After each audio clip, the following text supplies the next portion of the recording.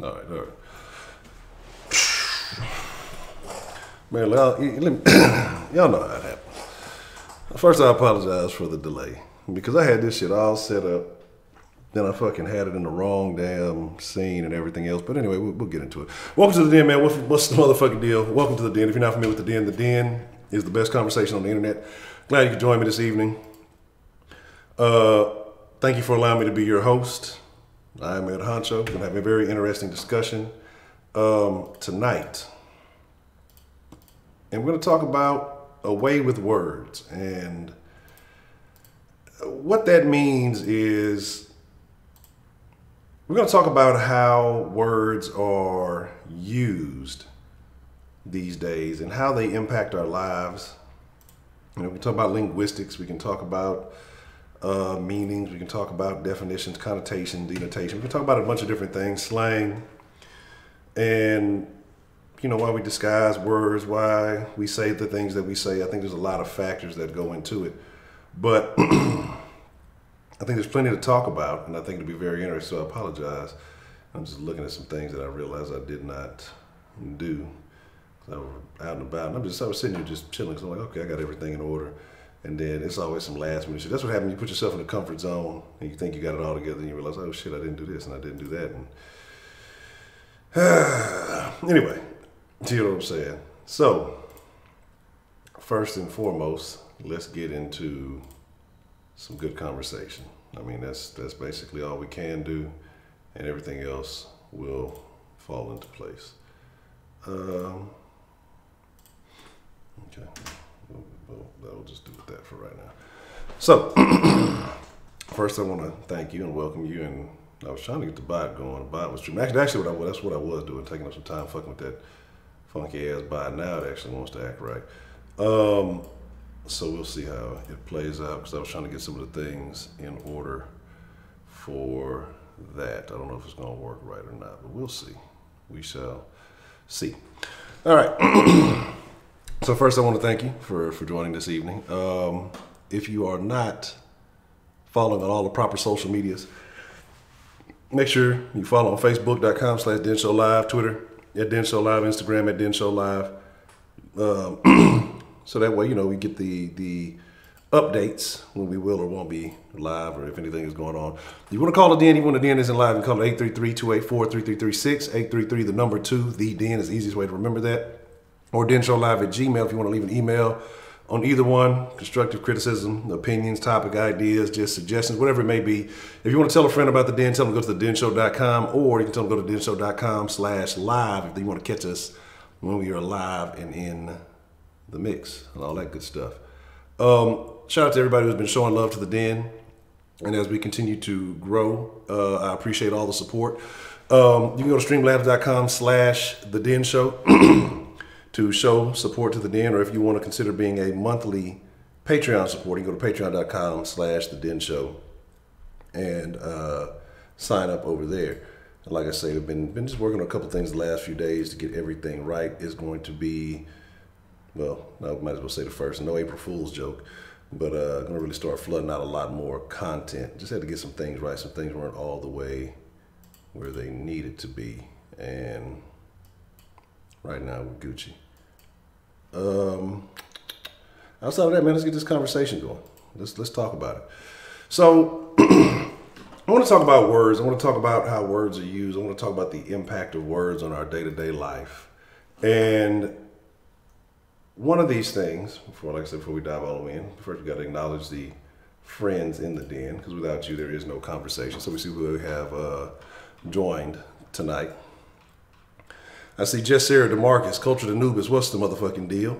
Beyond the Funny Nigga Jaja Era, Dreamer, what's the motherfucking deal? Dr. Rabbit, Heidi, and shout out to Heidi. This was partially suggested by her. I came up with it on my own, but she said a magic word, and I was just like, wow, you know what? This is a great idea. I got this all by myself. Let's see.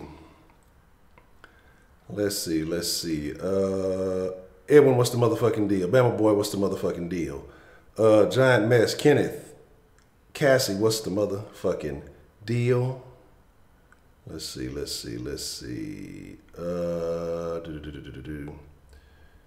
Check the IG pic. I'll check it out in a second. I don't know.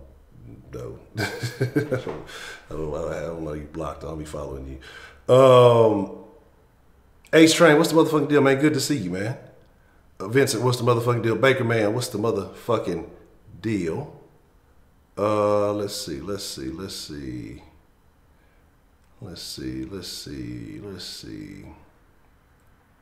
Captain Diggler, what's the motherfucking deal? Man, I can't grow no damn beard. My beard, this shit does not shake. Let's see. Make sure I ain't missing nobody. If I miss you, I ain't dish you. You already know what it is.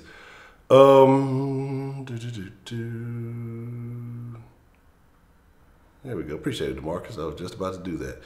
Jared Key, what's the motherfucking deal? James Harden, what's the motherfucking deal? Jay Dizzle, just Sarah. So let's get into the conversation, man. Let's talk about some things. Let's discuss some things. And again, I apologize. I was trying to get some shit right, and I realized that I was on the completely wrong scene, because I have a scene that I use just for recording, and then I have a scene that I use for going live. And I was wondering why some shit wasn't showing up, and I didn't realize it. That I was on the wrong scene, fucking up. You know, players fuck up, but eventually we get it right. So I apologize for that, because I was like, the thing about it, like I said, I'm mad, because even when I'm on time, I'm not on time, because I had this shit prepared like at fucking 5 o'clock with everything done and ready to go, instead of my usual last minute shenanigans. But I guess I had got some complacency. So, you know, it is what it is. So let's talk about it. Now, we'll start off with a couple of the suggestions that a random German shared, and I think it's a good foundation, and then we can get to some real conversation. So, a way with words, and what I mean by that is etymology, and if you know what I'm saying, that's the study of words and the usage of words and things like that. You know, some people say language, and I can say, you know, whatever. But let's talk about the power of words and how they're used. You know, a popular term these days is victim. You know, we talk about punching down on victims. Punching down is a stupid fucking term too. But it you know, like there's certain phrases, and that's why I try not to watch a lot of TV. I try not to fuck with the TV, because if you listen to it, you're going to hear people start taking on, somebody will use the term and it'll catch on, and people start using it. Punching down is one of those terms. Optics is another one of those terms. The optics of the situation, they just don't look good. Punching down is a stupid one, and I hate it, because ain't nobody punching nobody. It's just this, it gives you this idea of verbal assault, when usually that's not the case. It gives you this idea of this power that generally doesn't exist. It's this perception. And so these words, they formulate these, not virtual, but these fictional ideas, and we create these worlds, we create these thoughts that make us feel a certain way, when in reality, that's not the case. And so it's very important to choose your words wisely. And a lot of times I'm on here, I'm talking crazy, and we just having fun in the den.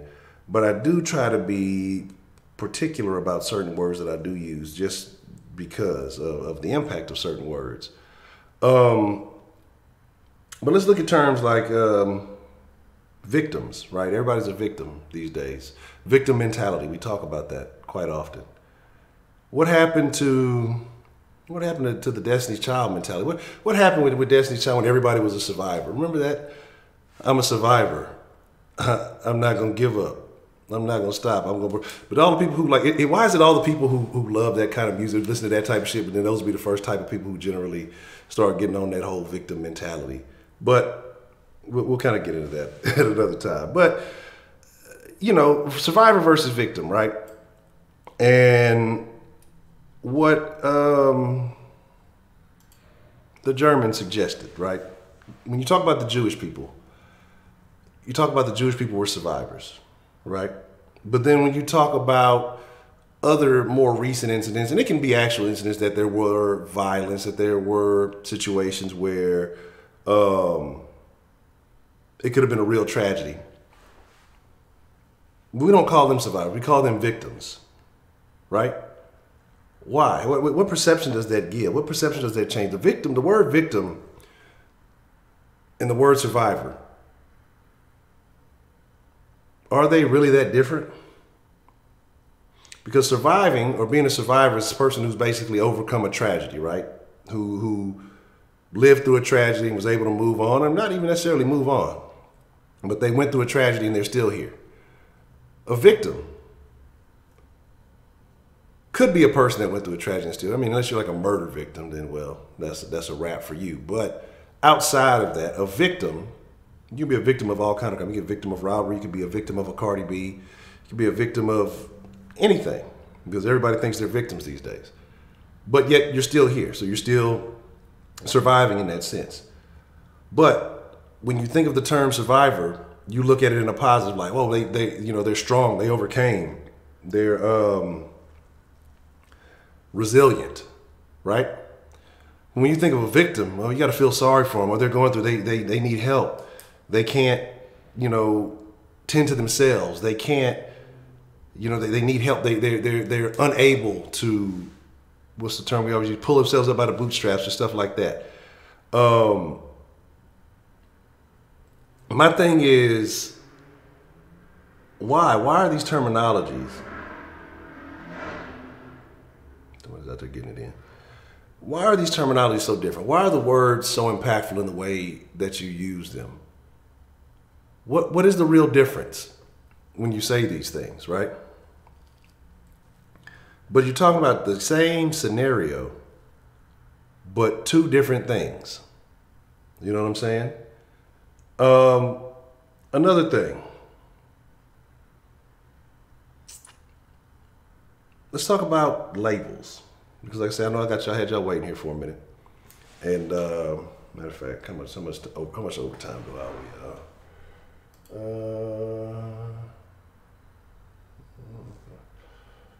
Y'all about 8 and then some. Okay. So I'll give y'all about 15 minutes. That's probably what I owe y'all. Let's talk about labels. Let's talk about terminology. 11 minutes OT. Okay. We'll round it up to 15. I'll give y'all that. Let's look at labels. We had a big discussion in here the other day, right? It started out as I believe, a political discussion or something, but then it turned into a racial thing, right? Or a perceived racial thing. Because I find it all very interesting. Because I mean, everything that you have, as long as you don't die from it, you can learn something from it, you can observe something from it, you can figure it out. So one of these things was in reference to a name. I'm just saying your name. I'm just saying your name. But the way that it was perceived, right? Because different people can say the exact same thing, but the way you receive it is completely different. Same words, but it's the perception that you put on it. What is it? Like I said, I get them mixed up. I think connotation is your perception. Denotation is the actual meaning, if I'm not mistaken. Something like that. So my thing is,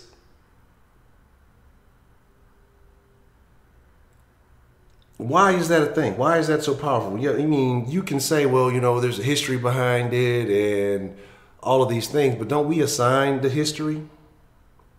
Don't we make that applicable? And if the history means one thing to one person, it doesn't mean the same to the other, because, again, like I said, we put our own feelings behind this, but you remove the feelings from the words. What is the real difference? And so that's what I'm trying to understand. So let's take nigga, all right? I'm just saying your name. I'm just saying your name. But if I say nigga, if I say, man, what's up, my nigga? Me. I can say it to anybody. Nobody thinks twice about it, right? But then let Bill Gates slide through the room. What's up, my niggas? Everybody gonna, like in the movie where the record fucking stops. You know what I'm saying? And it's going to cause a little bit of a ruckus, if two different people use it the same way.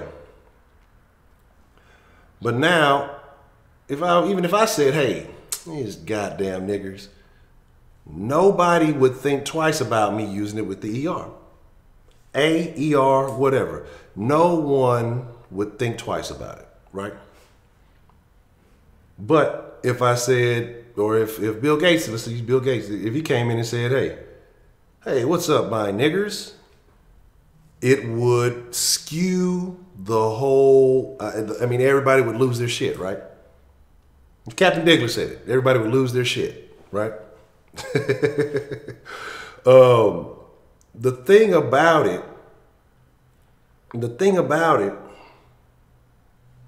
is that,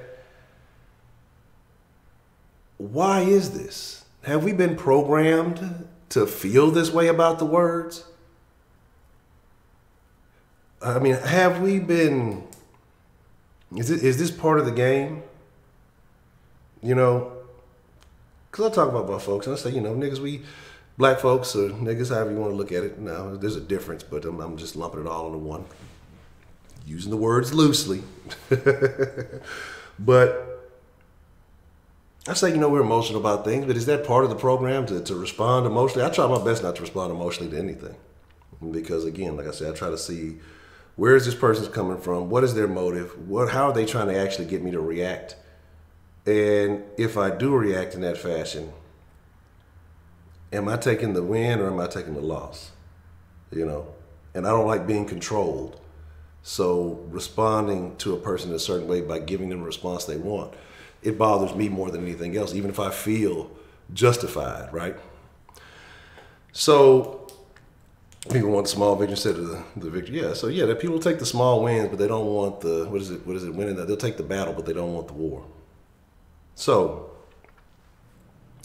and let's talk about black folks, right? Let's talk about how the terminology just here even in America has changed. I don't know what they're saying in Africa. I don't got that many African associates. I don't think I got any African associates. But somebody just said something, you don't even realize how you impacted the thing. Started off as what? Negroes, and went to colored people, you know, blacks, African Americans, exactly. POC. What is POC? And the POC thing I find very interesting because now everybody's in the POC. Like they use POC almost like it's a low-key anti-white thing. You know what I'm saying? And so you say, well, I use the term, I know where I am when I use it. Hey, at the end, but with people I know since kindergarten. Yeah, and that's what I'm saying. It's again, it's like I say, you know, it's unfortunate there's no universal application to it because people are going to look at context, they're going to look at who's saying it, where it's being said, you know, things of that nature. But then you look at the different terms for black across the years. It changes, you know, as it gets more PC. You know what I'm saying? No. As the world gets more PC, we start saying, what is the difference? Like how we're talking about right now, right? Let's take a white person. A white person went up and said, hey, you colored people are out there tripping. Niggas would lose their shit. Niggas would start a fucking riot. Like, I don't care where they are. They fucking start a riot. It could be in fucking Connecticut somewhere. I always think Connecticut's a nice place. Who knows? They'll fucking start a riot. But if you said, hey, I realize you're POC, something, person of color, colored person, what's the fucking difference? What's the fucking difference? If I said POC, people use POC all the time nowadays. But if I said, hey, you're a colored person, they'd lose their shit. If I said, hey, you're POC, oh, it's cool. You know, it's cool. It's like PC, OPP, ICP, goddamn, all anything with a P in it. You know, ICUP, goddamn, iCup. P2P, now we losing that shit. Peer-to-peer, fucking, what now? LimeWire, goddamn it, Napster, all that shit. But this is what I'm saying, how words, DVD, how words start impacting us. And you have to be cautious, PS4, because, oh man, that boy said, because, goddamn. That's throwback shit right there. But how words have this impact on us. Is it the words or is it us? Are we allowing vernacular? Are we allowing sounds that come out of our mouth to sway our actions, to move us in a direction that either we do or don't want to move. PTSD, yeah, there we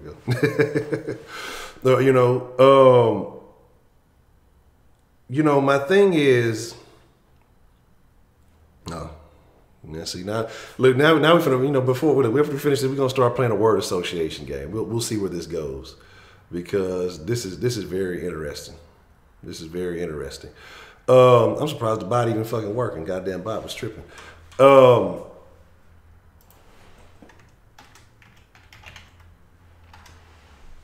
like I say, words are very peculiar, man. And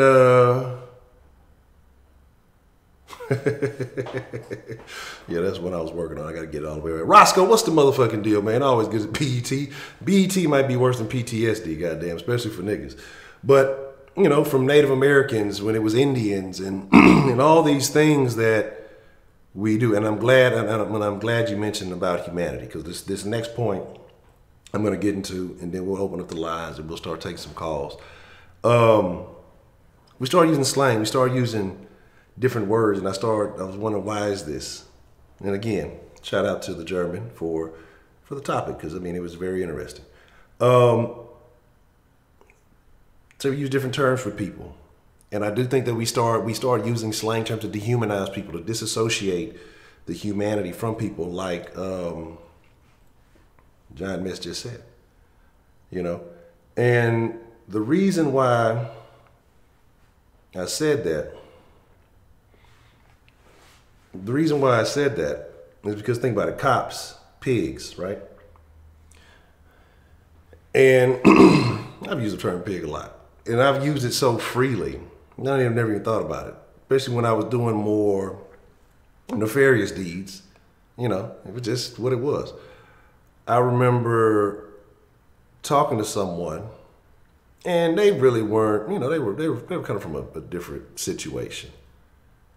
And using the word pigs with them, and Arm and Hammer, Head and Shoulder, same shit. Use the term pigs. I was like, man, you watch out for them pigs. And they were like, huh? What? What do you mean? What do you mean? And because that was a term that they weren't used to. And so I think that, again, it's about having an understanding of who you with, who you talking to, what you're saying, things of that nature. Talk about perps, Nazis. Nazi is a term now that has went, from really defining an actual group of people, with a certain set of beliefs. Okay. You would turn cop officers a little more proper. Yeah, that's what I wonder. Like, I wonder, because I was thinking about that when we were talking about this, or when I was looking this over. And I'm like, I wonder if cops call themselves cops. I know they prefer to be called officer. Or, whatever seems more respectful. Everybody wants to be respected. But a Nazi was a thing, right? A Nazi was a thing, or a group of people with a specific purpose, mission, movement. They were proud to be what they were. Now, it's labeled for anything. You goddamn grammar Nazi. You goddamn, because you don't agree with me, because you have a certain set of, oh, you're a Nazi. Never hurt anybody. I've never assaulted anybody. I've never assaulted anybody that unnecessarily. Allegedly. Fuck it. Y'all know what the fuck I'm saying. But, anything that someone, usually super liberal people, disagree with, because I don't really see a lot of the right using the term Nazi. Again, that's just being honest. Usually it's more of a liberal term. If you don't agree with anything that they talk about, you're a Nazi. What? Late term abortion? You don't agree with it? You're a Nazi. Yeah, like anything. Crazy stuff.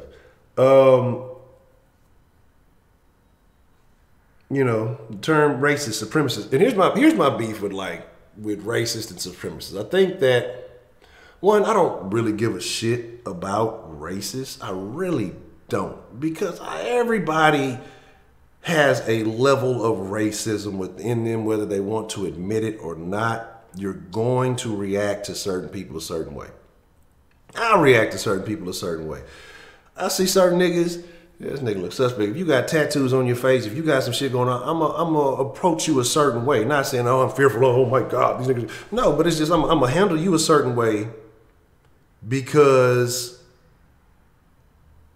you've put yourself out there like that. And so I'm going to really look at it. Cougs gonna win. Don't even worry about it. Cougs gonna win that one. It's only a 5-point game. Cougs gonna win it. But there's a level of race and prejudice. Same goddamn thing. You know, we see, look, we get picky with the words now. Now we want to get picky. It was PS4 and P2P a second ago. Now we getting picky with the price. See, that's what I'm saying. I can't fuck with y'all. No, I'm fucking with you. But my thing is this, though. Prejudice, racism. Does not racism create a certain level of prejudice? Okay. But my thing is this. Okay? Because to me, either way, I don't care. If it's prejudice, if it's racism. Because I say racist shit. I don't say prejudice shit. Because my thing is, maybe I'm ass backwards because I'm not prejudiced against anybody. Like, I'll treat everybody the same. I have the same intentions for everybody. But I'm going to say some race-based shit that's fucking I find amusing. Or I'm going to say funny. Or, you know, whatever. But I don't like I said, even if you got tattoos on your face, I'd be cool. I'm not saying, oh, you're a piece of shit or anything. But I'm going to handle you because if I look at you, that means, okay, he might be about a certain level of activity that a motherfucking monk is not going to be about. You know what I'm saying? You know what I mean? So, or if you dress a certain way, you represent yourself a certain way, I'd be foolish not to approach you or you know, respond to the way that you are carrying yourself. So that's why I say racist, because when I make racist jokes or I say some old shit while I'm fucking driving about somebody who's driving shitty and causing me road rage, it's not that I'm prejudiced against them. It's about that person is a particular race, and I'm going to say something just to lump that whole group into a category. But if I was to have an individual interaction with one of them, I have no bias towards them. You know what I'm saying? That's what I'm saying. Like, again, I tell you, I was raised by Hispanics. I have an affinity for Hispanics. Was speaking a lot more Spanish than I was English at one point in time when I was younger. Primarily through my life, my best friends have been Hispanics. I understand some of the most racist shit towards Hispanics. I love them. I love them to fucking death. Have worked a gang of fucking jobs with Hispanics. Man, the motherfuckers love me like I'm one of their own sons. But I'm the same shit. Just if I'm mad, if I'm saying some shit, I have no intention. And so that's why I don't get mad, I guess, about a lot of this shit with somebody. Oh, somebody said some shit or somebody said some of this. Because maybe it doesn't always apply to me. Maybe I think a little bit differently, but I like to think, I mean, most people do think people think the same way they do, which is a bad way to think because it's not true. But I say some off-the-wall shit. But I love Hispanic. I don't know, y'all niggas better start acting right. I might like Mexicans more than I like niggas. Some days, I don't know. It depends on what niggas done did the night before. I watch the news, y'all niggas be doing some crazy shit. Or depend on what music niggas done dropped off. You know what I'm saying? Yeah, I had Mexican friends who say off-the-wall shit to me. Said off-the-wall shit to each other. And it was just the way it is. And so, again, that's why I don't look at it, man. I've had me to talk some crazy ass shit. And motherfuckers had my back. You know what I'm saying? And it had my motherfucking back when niggas didn't. Or, you know, and I try not to label everything as everything. I talked about, you know, I don't want to get into the whole little business thing, but so I say racist shit. I have no problem saying it because I don't mean it. It's just like a way of venting because I don't think anybody's better than anybody. I don't think anybody has, we talked about privilege the other day. I don't believe in privilege. And if you do, that's fine. Because everybody they're living life because of something they've seen or their own experiences. My experiences, I feel different. But again, it could be a whole bunch of different factors for me that make me feel, that I hit the tanning bed just in case, but that makes me feel the way I feel. And white girls call me nigga when I dig them out. I don't think I've ever had that one happen. But again, that's a very interesting thing. That's something we might need to talk about too. How does that work? You know, I mean, if they giving it up and you fucking them, and they calling you nigga. I mean, is it that they really hate? I mean, was it just because, you know, sexuality with sex stuff, a lot of people do the taboo. Like, that's just that opportunity to do all the shit you're not supposed to be able to do. And it's trying to pull up into these niggas talking about sex and niggas and white girls. I'm like, I'm finna get back out. She goes like that Simpsons meme where everybody walk in and walk right back out. It's like, I just came into the den and they already on the shit. But my thing is, you know, I remember one time it was, I want to say it was at AMC 30, man. And, cause I'm just sitting here thinking about it. And it was funny cause I was meeting my partners up there. It was my best friend's little brother. And I was up there already. And they had pulled up. And it was two niggas. They was like, you know, they was walking. I'm trying to see, I couldn't remember the fucking actual way it was. Because I think I was behind. I don't remember how it was. But anyway, but the niggas had said something to him, right? And like something fly, like, they were gonna beat their ass or pull a jack move or do something foolish. You know what I'm saying? And I guess, you know, they just thinking I'm random, like I wasn't there to meet them or something. You know what I'm saying? And it caught them off guard. So I was like, what's up, my nigga, what you said? Because they wasn't talking to me, they was talking to them. And it's just like, I don't know, maybe that's a shock to some people or something because the way they reacted, they kind of scooted off and shit. But like they was, I mean, it's just little weird shit. I don't know why that just made me think about that, but I just had to share that. But my thing is this, right? My thing is this. Miss Thing's a freak. just for the last couple of little things that have been, you know. But seriously though, like the whole racial thing is not big to me. But I was saying about racists and supremacists and all that shit, and I'll come back to it because I want to open up the line here shortly so you guys can call in. Pretty good, Simply Deep. I appreciate you coming through. What you talking about, Beyond? You talking about the attacking the whatchamacallit? Look, I got witnesses, but I'm not a sexist. I'm an equal opportunity employer. You know, and it is what it is. But here's my thing, though. My thing is this. Because like I talk about like Tariq and Nasheed and then some of these other characters, right? And we talk about racists and we talk about supremacists. Like Tariq Nasheed loves to throw that fucking word everywhere. You know what I'm saying? Suspected, like that's the play on words that motherfuckers don't get, right? It's not that he even calls somebody a white supremacist. He calls them a suspected white supremacist. Do you know what kind of fucking like that's a fucked up thing when you, because you're not saying, oh, I never called him a white supremacist, but you say suspected white supremacist.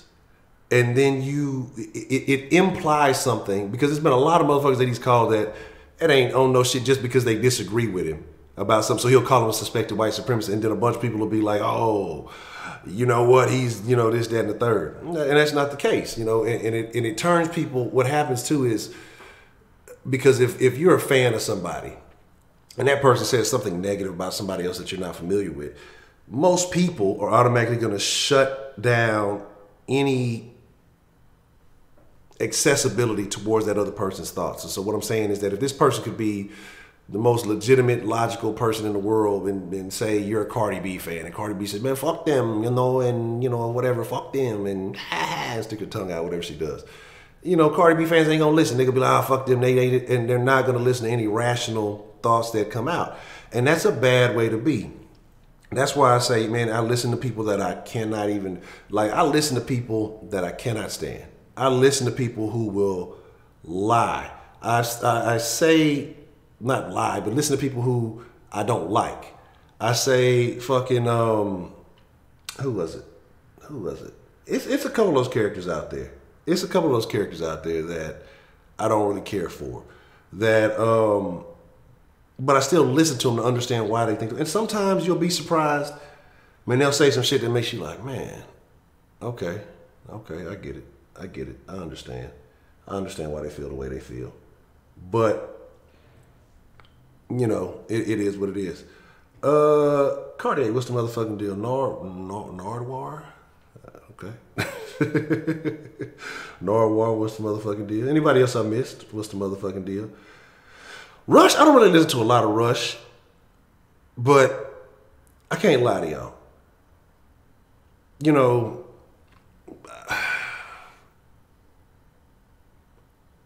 I've heard him because I do listen to, I probably listen to 740 AM more than I listen to 610 or 790. Like, probably 10 times more. Who's the dude? Michael Berry and a couple other people on there. But usually I listen to it late at night for Coast to Coast. Do y'all ever fuck with Coast to Coast radio? And it's always some interesting stuff. Not that I believe everything on there, but I listen to it. I find it very, very interesting. The funny thing about the Young Turks is that old buddy used to be a fucking real conservative. Keeping it real time, Riley. What's the motherfucking deal? You ain't been fucking with this Art Bill, so you don't fuck with George Norrie? Okay. Baker, man, you don't fuck with... Oh, Baker, man, I thought you'd been fucking... I ain't never tell you about Coast to Coast. Oh, man. You can pull up the archive. The archives are all over YouTube, man. Especially you, Baker, man, because of the way you think about things and some of these other theories and some of these other, you know, manners of thinking. You got to fuck with Coast to Coast radio. It's legit. It's legit. Yeah, it's been some interesting ones lately. The last few haven't been that good. The one that he was talking about as of late, they were talking about simulations and how life could be a simulation. They were talking about AI and, you know, like game theory. So we'll talk about that in a minute, though. We're going to get back to the linguistics and stuff like that. But like Tariq Nasheed, and the reason, like I said, I stopped fucking with him because, you know, Hidden Colors, cool. I love what he was talking about. I love what he was on, you know what I'm saying? But then I started really paying attention to what it was, and he telling you this and he telling you that. But you go, all I'm gonna say is, oh, they're trying to spin it. Like I said, I can't fuck with him. It's just a lot of that shit. I can't fuck with him. There was something about Rush I was gonna say too. But my thing with him, and is why I stopped fucking with him, is one, I used to fuck with Tariq tough. I used to listen to Tommy pretty tough. I used to listen to some of his other stuff. But Tariq got some shady shit going on. And the reason why I say that is, you know, he sells us all this stuff on Hidden Colors and stuff. But go look at the credits on Hidden Colors. And tell me how many of them names sound like he's out there employing, you know, black folks that he's promoting. Because he has certain benefactors. He's telling you, oh yeah, we need to, you know, money for black folks to make this work and to do this, this, and this. But there are a lot of Jewish benefactors that he has. And what I tell y'all is this. Go look at any documentary on a black tragedy. Go look at the Trayvon Martin one that just came out. Go look at any of them. Go look at any of them. And go look at 13. 13 was a big one, right? Go look at any of them. Go look at the credits. Go look at who was involved in it. Go look at the name of the companies that are behind it. And you will see what's really going on, because ain't no black folks involved in all that shit. And so that's what you got to understand. These people are selling it to you because they know as black folks, we fucking react to these tragedies. And motherfuckers, hey, you know what? It's motherfuckers from Norway and Sweden and wherever else that are putting these documentaries out. What do they give a fuck that niggas got going on in America? You know what I'm saying? So you got to look at that type of shit. But that's irrelevant. But like I say, with him, with Tariq, again, like I say, he's just got some shade. I'm not telling you not to be a fan. I'm not telling you not to fuck with it. You know, everybody makes their own decision, makes their own thoughts. I just had to stop fucking with it because of that. But we talked about nigga versus nigga, nigger versus nigga. But using terms and using these terminologies where that makes us disconnect with people, where we start removing the humanity from individuals. And so, like I say, even when I talk about me saying racist ass shit, but I'm really not prejudiced. You know what I'm saying? I fucking, you know, they trying to save some brackets or something. I fucking say some racist shit, but I'm not prejudiced. Like, I'm cool with any and everybody. I have no motherfucking, I have no problem with anybody. You know what I'm saying? Like, not based on race. You know what I mean? But I'm gonna say some shit. I'm gonna say some off the wall shit about you. Look, you cut me off the trap. I'm gonna talk about your motherfucking ass. Your motherfucking ass. Look, hey, I don't go to nail shops, so I don't know about that. But you sell me some stale donuts, goddamn it. I'm gonna talk about the goddamn Asians. Look, I used to live in a primarily Mexican neighborhood. That was the most dangerous thing that I've ever done in my life. Not because of the street activities. It's because anytime I had to go to the grocery store, little small Mexican women driving big fucking SUVs and big fucking trucks that cannot see over the wheel will kill you. I can't tell y'all how many times I almost got into an accident in a fucking grocery store parking lot.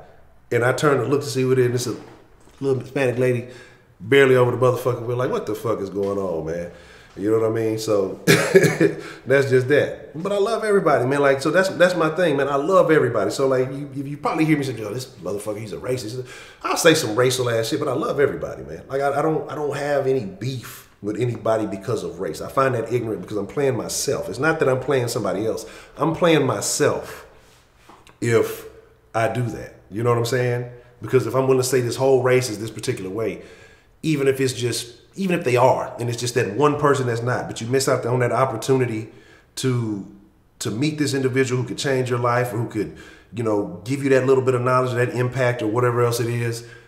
That's why I say I just, you know, hey, you take the good with the bad. But fuck all that. We're talking about words. We're talking about, you know, impact. Somehow it always gets about race and politics and shit. That's just life. I've been talking for way too long. Let's get the line going here. Let me get everything opened up properly. Man, but I was talking about Rush Limbaugh, some of these guys that I listen to a lot of on the conservative radio and stuff like that, but I jumped off the coast to coast. But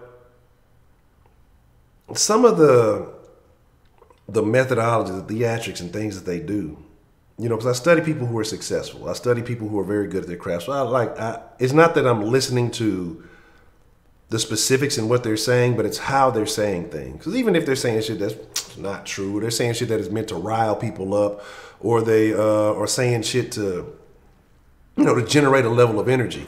I study this. Now I haven't implemented it because I don't know if I'm not trying to be a fire starter. I don't want to be a person who just tries to swing the pendulum one way or another.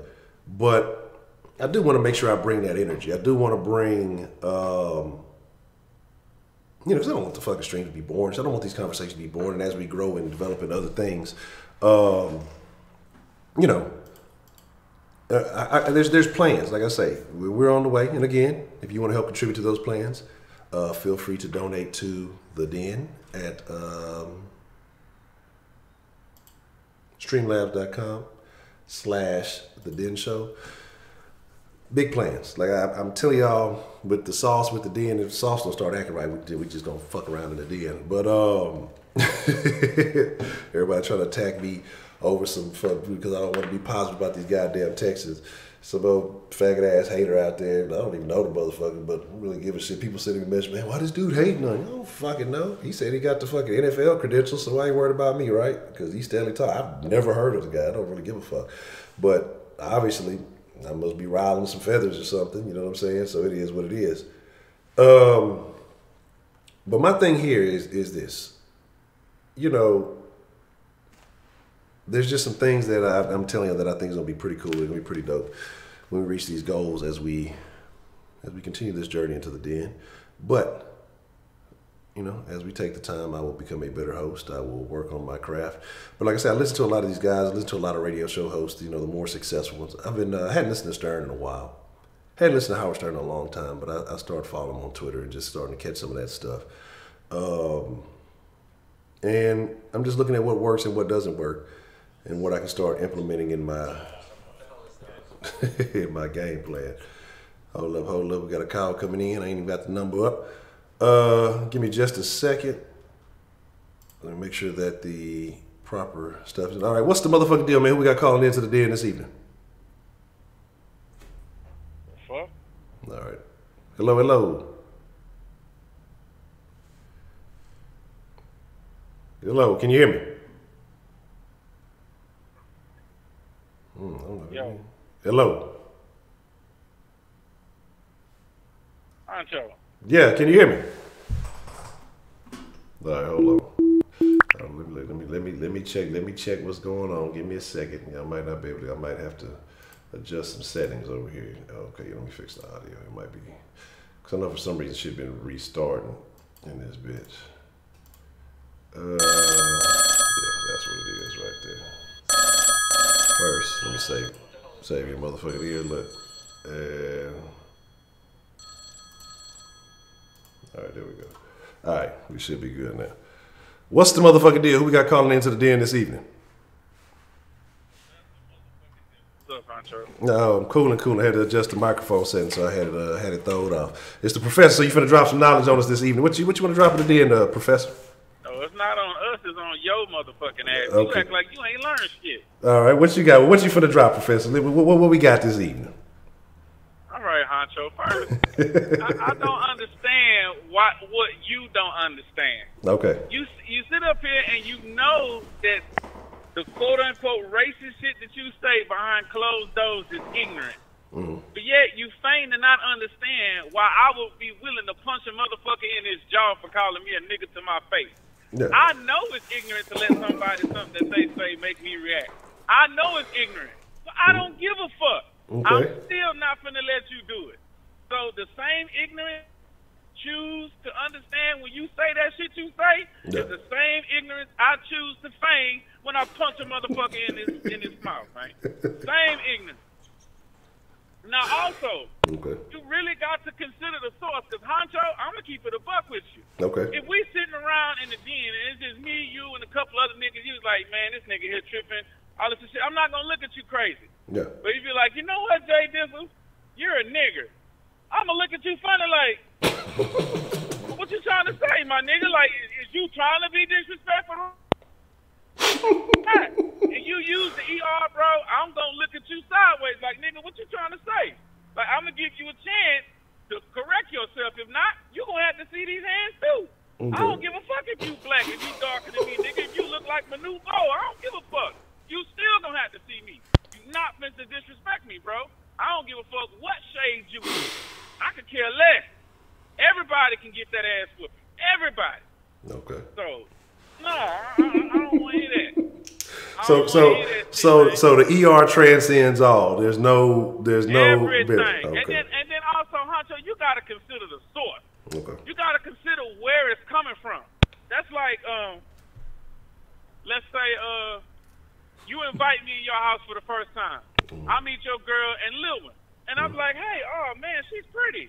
Yeah. And you be like, oh yeah, man, you know, whatever. You wouldn't think twice. Yeah. But let's say you invited R. Kelly in your house, and he meet her in Lil. He's like, oh man, she's pretty. You gonna be like, say my niggas. You know what I'm talking about? It's different because you gotta consider who the fuck is saying it. Okay. It's a reputation behind it. So when a white person chooses and have the unmitigated gall, knowing the history, you know it and they know it too, but they choose to cross that line and say it anyway, they putting their life at risk. That's just the way I look at it. Okay. You understand the implications of that word. You understand where that word came from. You understand what we're trying to do with it. And all we got that we ask you not to fuck with is that one motherfucking word. And you keep overstepping your motherfucking boundaries. Don't do that. It's not for you. You understand? It's that simple. I don't give a shit if you don't like it. I don't give a shit about your rights. I could care less. I could care less. I will violate your rights. That's what I'm trying to tell you. Fuck your rights. I will fuck you up if you call me a nigga to my face. Straight like that. No chaser, no miscommunication. I'm letting you know. You let it fly, I'm letting it fly. Just keep that understood. I'm not going to tolerate. Okay. Point blank, period. All right, but what if it's in a name, though? But what if it's in a name like somebody reading Beyond a Funny Nigga, and that's the way he's named himself? Is that acceptable, or is that off limits? Again, you got to consider the source, and it's the way he said. You know what I'm saying? If you can understand when somebody's being malicious or not, yeah, okay. It's that simple. Okay. If he's using it maliciously, it is what it is. If he's not, then maybe you could possibly overreact. But I'm getting to this next point. Everybody is always bitching about somebody else being sensitive about something. But ain't that the same thing as calling you sensitive about their sensitivity? So you can use that word whatever way you want to. That's why I don't like how people use that shit too much. Or you just a snowflake, or you sensitive about everything. Everybody's emotional. It's true. What the fuck are you saying? Every human on this earth has some kind of emotion. Anger, fear, resentment, happiness, sadness. Everybody goes through all these emotions. So y'all motherfuckers stop acting like y'all some stone cold heartless motherfuckers, because you're not. You're not. You see a little puppy get ran over in the street and die, you're going to feel some type of way. That's what makes you human. So stop sitting up here saying that, oh, YouTube people are this sensitive and that sensitive. Look, you sensitive about them being sensitive. So where does it end? It don't never end. If you really didn't give a fuck, you wouldn't give a fuck. I don't care if somebody else is sensitive about some other shit. If they sensitive about something that I say, something that directly pertains to me, then I can approach you or we can have a conversation about something. We can see where we at. But if it's some shit some other motherfucker doing, I can care the fuck less. I don't care. But don't come to me with that bullshit. That's all I'm saying. Okay. And I got another question for you. I made a statement earlier about how people would get offended about the calling someone colored people, but but a lot of people embrace the POC term. What's the difference between POC and colored people? Fuck 'em. Fuck 'em. If you don't know what to call somebody, call them by their first fucking name. It's that simple. But I'm talking about the people who embrace the title, the POC, the person of color as opposed to colored people. Can't nobody keep up with all that shit. I mean, come on, people, be fucking realistic. Niggas have been called all kind of different names since the beginning of niggerdom, and y'all know what the fuck I'm talking about. Ain't nobody keep up with all that shit. So as far as everybody else is concerned, I understand their problem. Like, what the fuck do you want? I can't call you this, what the fuck do you want me to call you? You can call me anything except a nigger. Okay. I will fuck your ass up. Straight like that. Okay. I'd rather you call me a punk ass motherfucker. You're not fit to talk down on me, and you're not fit to talk down on my city. I'm just gonna keep it like that. Okay. It's gonna be a misunderstanding. There's some furniture moving around this motherfucker. That's a bet. I can't knock that. I can't knock it. You know. And a lot of y'all that don't understand that, it's not for you to understand. Okay? That's the way I was raised, and everybody that lived where I live and come from where I come from, we rock that way. Like Josh said, Josh know it's that PA mentality. Anybody that's ever been to Port Arthur know we nice, we cool, but don't get disrespectful. We gonna show up right then and there. We bars nobody. Man, Josh from Port Natchez, man. He from Beaumont. They own type of nigga, but you know, we fuck with him anyway, even though they be on some other shit sometimes. You know, they done dialed it down over the years. I'll let him make it. You know what I'm saying? But I mean, come on. And the real problem, man, and I was thinking about this real heavily because me and my mama was talking a couple of days ago. I think the real problem concerning our people, bro, we done lost control of the kids. Oh, yeah. We done lost fucking control, bro. Yeah, they out of there. And all that shit is stemming from there. The shit at home just ain't right. I agree. You know what I'm saying? No way, shape, or form. Parents can't control their kids, and parents can't even control their goddamn self. Yeah, I agree with that shit 110%. That's where all these problems stem from. Because they not being taught anything, and they not being told that they need to learn anything. Yeah. They doing what the fuck they want to do. And feigning ignorance of everything. Now, I can understand you being ignorant to a thing here or there, but you can't be ignorant to a whole bunch of shit. Like, come on now, that's doing too much. Man, you damn near be surprised. I wonder about something. But here's what, but it's a lot of shit that is found acceptable, especially because the internet, and I don't want to blame everything on the internet, but you see motherfuckers thinking it's cute that their kids cussing and fighting and doing this shit, 1, 2 years old, and you think they're not going to be disrespecting you 5, 6 years old or not want to hear what the fuck you got to say because you're not disciplining them. Man, I remember back in the day, I wish I would now try to fucking cuss in front of my mama. She damn near gonna try to handle me. But my thing is, it wasn't none of that. It wasn't look, you better wait. You ain't close to 18 and you better be out of my house. Like the little shit that is allowed to, that people think is cute and funny, they don't realize that shit starts to compound. And if you're not controlling them at a young age, then it's gonna be too late, because you're gonna have to correct behaviors before you can implement new behaviors. And if you never correcting that shit, this is gonna be too much, and that's gonna be a point where you done lost control, or again, and you have a lot with the young. I think a lot of it is the young kids having young kids, and shit, they don't know shit. So how they gonna motherfucking teach somebody shit, you know? And I think it's a lot of little issues, man. But I definitely agree that the control of the kids has been lost, and shit, motherfuckers can't control themselves. The motherfuckers more worried about getting their own internet clout or whatever kind of clout they trying to, and getting attention instead of taking care of their kids. So I agree, though. I agree. Motherfuckers in their 60s taking selfies and shit, running shit up on Facebook. Like, the fuck is you doing? Take your old ass to the house. Go cook something. Show these little women how to cook. Man, yeah, hit up that Dutch oven. But anyway, I want to touch on that the foul language comment you just made. Okay. I don't know how it happened. I cuss like a motherfucker in front of my mama. Straight like that. My mama don't bat an eye. I say what the fuck I want, however the fuck I want. Yeah. But I do not, under any circumstance, disrespect her. Yeah. Under any circumstance. That's the deal. Therein lies the catch. Hell no. I'll talk some shit, but I'm not supposed to disrespect her. Yeah. But the funny thing is that one of my brother's house, his mama won't let me curse.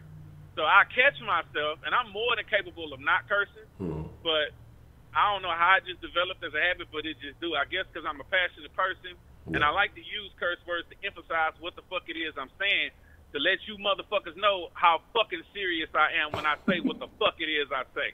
So it's basically for emphasis. A lot of people don't like it or don't understand it, but I read a meme a long time ago. The people that curse a lot tend to be the most honest people, and I'm an extremely honest person. I don't know no other way. Yeah, but I can feel that because, like I say, trust me, yeah.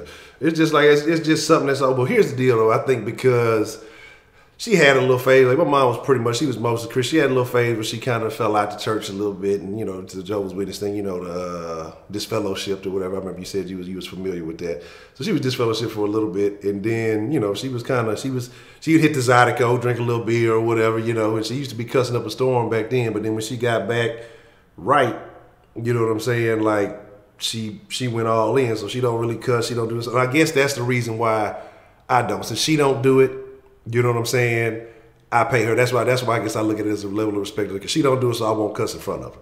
You know, and she ain't never and that's cool, you know, that's their house, so I respect, you know what I'm saying, their house. So if you know, your mama don't put up with it, I wouldn't say that shit at their house. It's different. But if you come to my house, hey, bruh, it is what it is. If you don't like it, you can get the fuck out. It's straight like that. So, I respect your house. I ask you to respect me and mine. Yeah, my mama tried to hold me in my own house before. She be trying to expand the rules. I be like, hold on, man. Yeah, I had to remind her a couple of times. You know, like I said, I still don't go over the top. But I'm just like, hold on, you with the rules and regulations, you gotta leave that over there at the door. You know what I'm saying? But yeah, she be trying. Nah, nigga, I let it fly like a motherfucker. There ain't shit. Everybody already know. Yeah. Got one more question for you. What is your take on what we're talking about the victim versus survivor? Basically the same thing, but it's the way that it's used. Why do you think that has such a big impact? It's not really the way that it's used. It's the perception of it. One of them is saying, look at what I overcame. The other one is saying, look at what I went through. It's just the way you look at it. Glass half empty, glass half full. It's the same shit. And here's another thing. I get tired of you motherfuckers. You too, Honcho. And especially, what's that nigga name? Not DeMarcus. The other one. Broderick. Y'all motherfuckers got this bad. And Heidi too sometimes. When y'all go to talking about somebody that's liberal, y'all got to have some kind of disrespectful connotation somewhere in the fucking sentence. Why is that? Because the motherfucker because a motherfucker thinks differently than you got to disrespect him. I don't understand that. And the same thing goes for the liberal motherfuckers. Because here's the thing. The people on the supposedly Republican side look at the liberals like, y'all too soft for y'all bunch of pussies. And the liberals look at the Republicans like, y'all some heartless, cold-hearted motherfuckers. If you understand the other person's point of view, why is there a need to add those connotations in there? There ain't no need to it. You understand their frame of thought. All this back and forth name-calling don't get you nowhere. If you really want to try to work together to get some shit done, you're not going to be disrespectful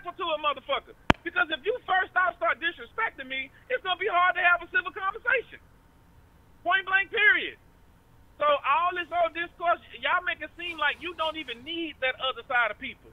Yes, you do. You do need them. You need somebody to let you know when you're going too fucking far. Because yes, you can be too goddamn soft. And yes, you can be too goddamn cold-hearted. You need to find some kind of balance in the middle. So they need you as much as you need them, but nobody's willing to say that. And I think that's being a pussy. If you're not willing to admit that you can go too far, or you can be out of line just as much as they can. Just because you have a certain train of thought don't mean that you're right all the time. I understand that. I can be wrong. You know what I'm saying? But I feel the way I feel until I get some new information to make me change my way of thinking. But you won't get no new information if you keep listening to people saying the same shit you've been saying the whole fucking time. And that's why I do give you props for listening to other people who think differently than you. You opened my eyes to that. Because I was following the same shit as everybody else. That's why I'm able to say something about it, because I did it too. I'm guilty too, just like the rest of y'all.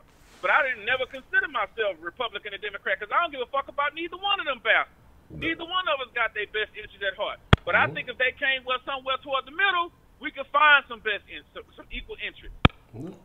Well, and I agree with that. My thing is here, like I say, is that the reason why I guess, because I didn't think of it, I guess, as insulting to liberals, but it's just certain behaviors. My deal is, I think that, because I look at it from the black perspective, that because blacks are so overwhelmingly associated with the Democrats, that you have to have some more conservative views to start pushing it towards the middle. Because right now it's fucking lopsided. Like, but do you know why that is? Why is that? Because they don't know no better. Okay. But how do you help them learn better when they? But like I say, so like you said, now we already. They got to do the same thing you did, Honcho. Okay. The same shit you went through. Because when you started out, I'm sure you was all liberal too. Because I was too. Yeah. My mom and them was. They taught me to be that way. Or they told me about it. They told me the Republicans don't have shit for us. But the more I started actually listening to what the fuck was going on, I'm like, wait a minute. This shit don't add up. Yeah. I started using my own fucking brain. A lot of people not willing to do that. They don't care. They don't want to learn anything.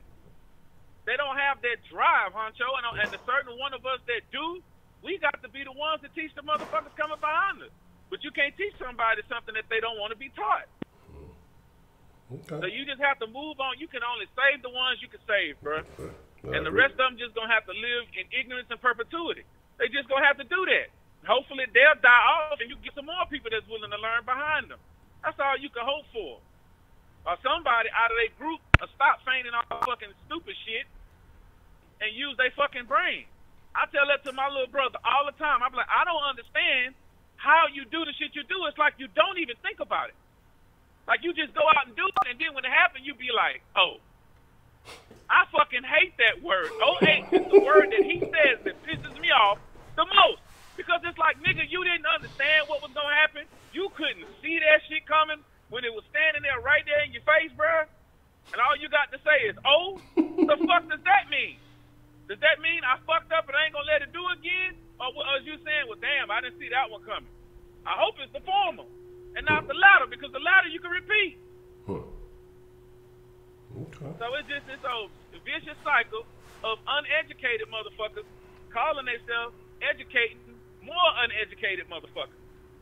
And you get into these little groups of uneducated motherfuckers. And the motherfucker that's smart, he gets ostracized because he got some goddamn sense. That's what's wrong with our people. We don't want to learn shit at all. So you can say how they can be sensitive and all that shit. Fuck all that shit. They don't want to learn nothing. Okay. All they want to do is go out here, jump fly, get some bread, just so they can fuck with some hoes, have a baby or two, and die. That's it. Man, hey, everybody gonna die. And trust me, Honcho, I feel your pain. It's extremely aggravating. Especially when you just watch our people just do this shit every single day. And then when you watch our people comment on shit, and you just be like, oh, my nigga, you are so lost. Yeah. How do you not see what's going on? And y'all just keep feeding into this shit and feeding into this shit. And then the black women that's learning the same shit, they supposed to be the ones that's going to college. They go to college more than the niggas do, which I congratulate them. But when they still ain't getting no tangible knowledge, still not helping nobody, because they the first teachers of our children. Your mama's the first one to teach you any goddamn thing, because I know mine was. Yeah. I knew how to count ABCs and all that shit before I even stepped in the motherfucking school. Exactly. But I could read, well, not before I went to school, but I could read before I was in kindergarten. Yeah. But yeah, but the parents ain't doing that no more. Parents ain't doing that shit no more. No, because they don't even know how to read.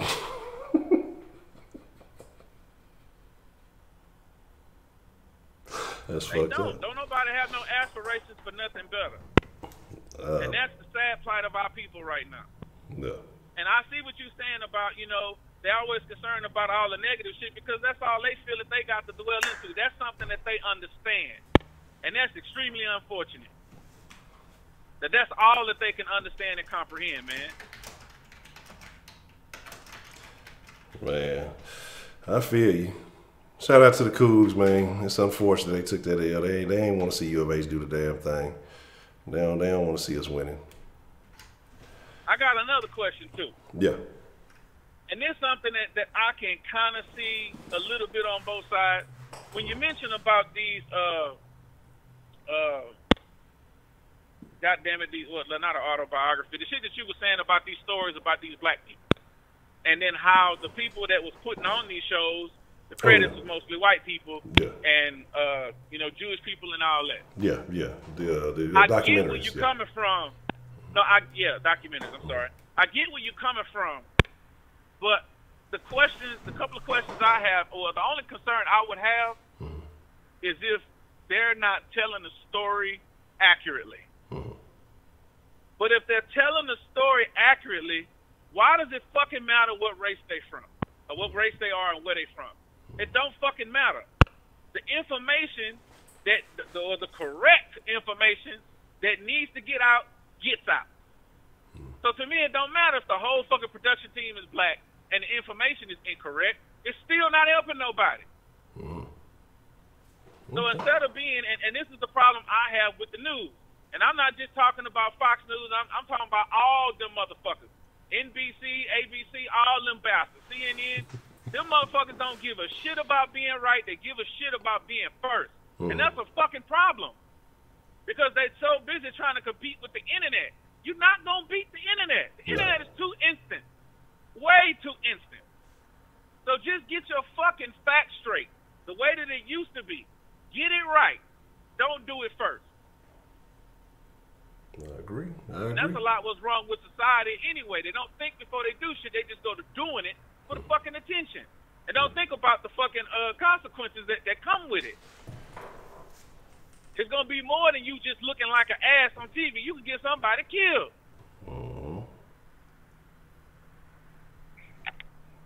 I agree. Sorry about that. I had to sneeze. No.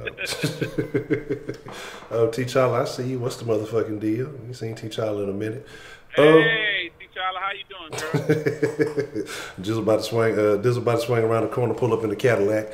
Nah, ain't no Cadillac yet. I'm waiting. Okay. Gotta come back home and see what it is. Okay. Well, that's a BET, man, Jay Dizzle. Look, and I think you brought some very valid points to the table, man. And I can agree with what you're saying about the proper information. But what I'm saying is it is even like not more so all of that, but it's like some of these, you got a couple of these homegrowns though. If you're pushing the message that I'm so pro-black,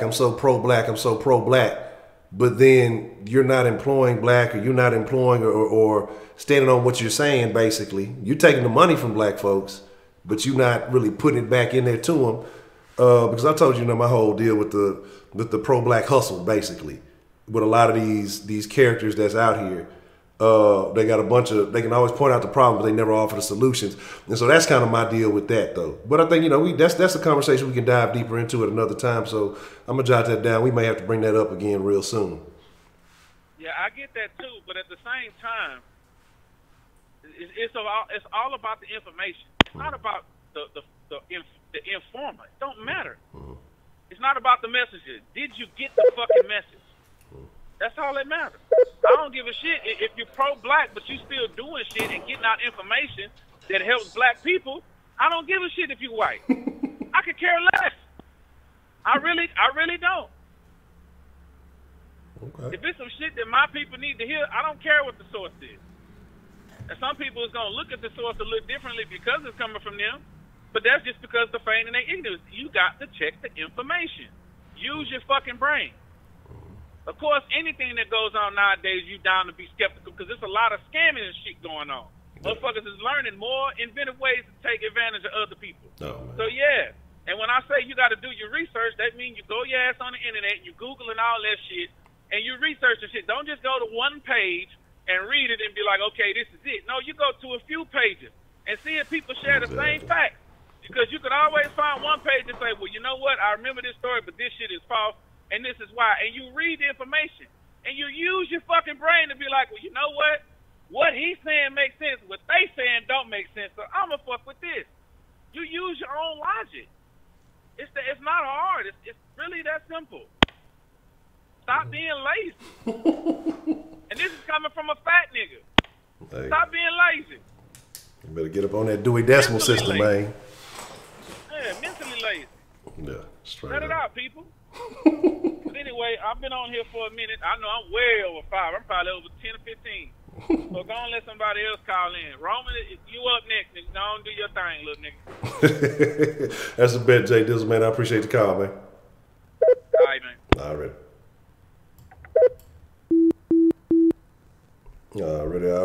What's the motherfucking deal? Who we got calling into the den this evening? Prepaid, I'm back, baby. What's the motherfucking deal, prepaid, man? What you want to drop in the den this evening, man? Man, Jay Dizzle is kicking some facts, man. Y'all niggas need to hear that shit. But Dizzle, I gotta tell you one thing, bro.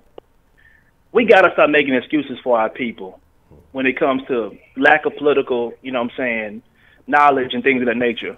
If you can sit on that motherfucking phone and like every bad bitch on Instagram, you can Google what the fuck is going on in America. If you know about every release date for a pair of J's, you can know what the fuck is going on with this country. See, and here's the thing with black people, and you gotta understand this. And this, y'all gotta remember, it's coming from a 1,000% conservative Republican right here. You feel me? If we sit back and make excuses for them, and we sit back and say, well, shit, you know, niggas in the hood got it bad. Those who are educated, we ain't doing nothing but handicapping them even more further along. Stop being a crutch for them. Stop telling them how bad they got it. Because one thing by being black, and Jay Dizzle said, nobody give a fuck about you. This is what you have to understand. You have to self-empower yourself because nobody gives a fuck about black people. This is what it all boils down to. So sitting around playing the victim and get you no motherfucking where because no one cares about you. We sit around here and, oh, you know, you got it so bad and somatic oppression and the long-term effects of slavery. Man, you know how many times I've heard this bullshit, the long-term effects of slavery? If what y'all telling me is true, and just walk me through this shit, okay? They had our people. They beat the fuck out of us. They worked the shit out of us till we couldn't work no more. Work us literally to the bone, right? So how the fuck did that equate to all these niggas sitting around their ass doing nothing? So we had the most amazing work ethic. We was creating motherfucking boats with our fucking bare hands. We was coming up with all this shit as property, but we can't seem to get our own motherfucking way in 2019. We can't seem to figure shit out now. How the fuck did this work? So what that tells me is somebody in this room is lying. Somebody over here is not telling the truth about what really happened. We went from finding a motherfucking answer to not being able to find any answers at all. Dog, when I went to law school, I had a chancellor, and he had a saying. He said, if you want to hide something from somebody, guess where you put it? In a motherfucking book. In a motherfucking book. That's all you got to do. Now, the times have changed a little bit since he was in law school. He went to school back in the 70s. You know how you hide it now? Shit, how you hide it now? You hide it now in legislation. All you got to do is create some legislation and put it by 30, 40 pages. Ain't nobody finna read that shit. That's all you got to do. I got a question for you, Honcho, because I'm pretty sure you didn't seen it. If you got social media, you didn't seen it. Yeah. Have y'all seen Alexander Ocasio-Cortez doing this? People are dying. Have y'all seen that little clip and everybody's, oh my God, she's so smart. Have y'all seen that video? Man, every time I see her face, man, I have to like tune out because it just looked like she owns something. Every time I see her, I don't think I've ever really heard her speak. I just see her face and my eyes be bugging out, and I just think she owns some of that shit. So it really be hard for me to pay any attention, man. I ain't gonna lie to you. Here's the funny part: her last little tirade. And I've seen all the Democrats and liberals. Oh my God, she's so smart. They're watching a 2-minute clip of her going off about people dying in America and all this stuff, and how she from South Bronx. She worked at a taco shop. What they don't realize is if they watch the full video, she's going off because her little proposed Green New Deal got 257 no's, 0 yes. That includes Democrats, her partners, and Republicans. Not a single person voted for the shit. Not a single person. So all this brilliant shit you came up with, not a single motherfucker voted for you? So you mean to tell me all them people you eat lunch with every day, not a single motherfucker thought it was a good idea? Well, I'll be damned. Well, ain't that some shit? Look, man, I say that to say this, bro. Sooner or later, we have got to stop playing the motherfucking victim.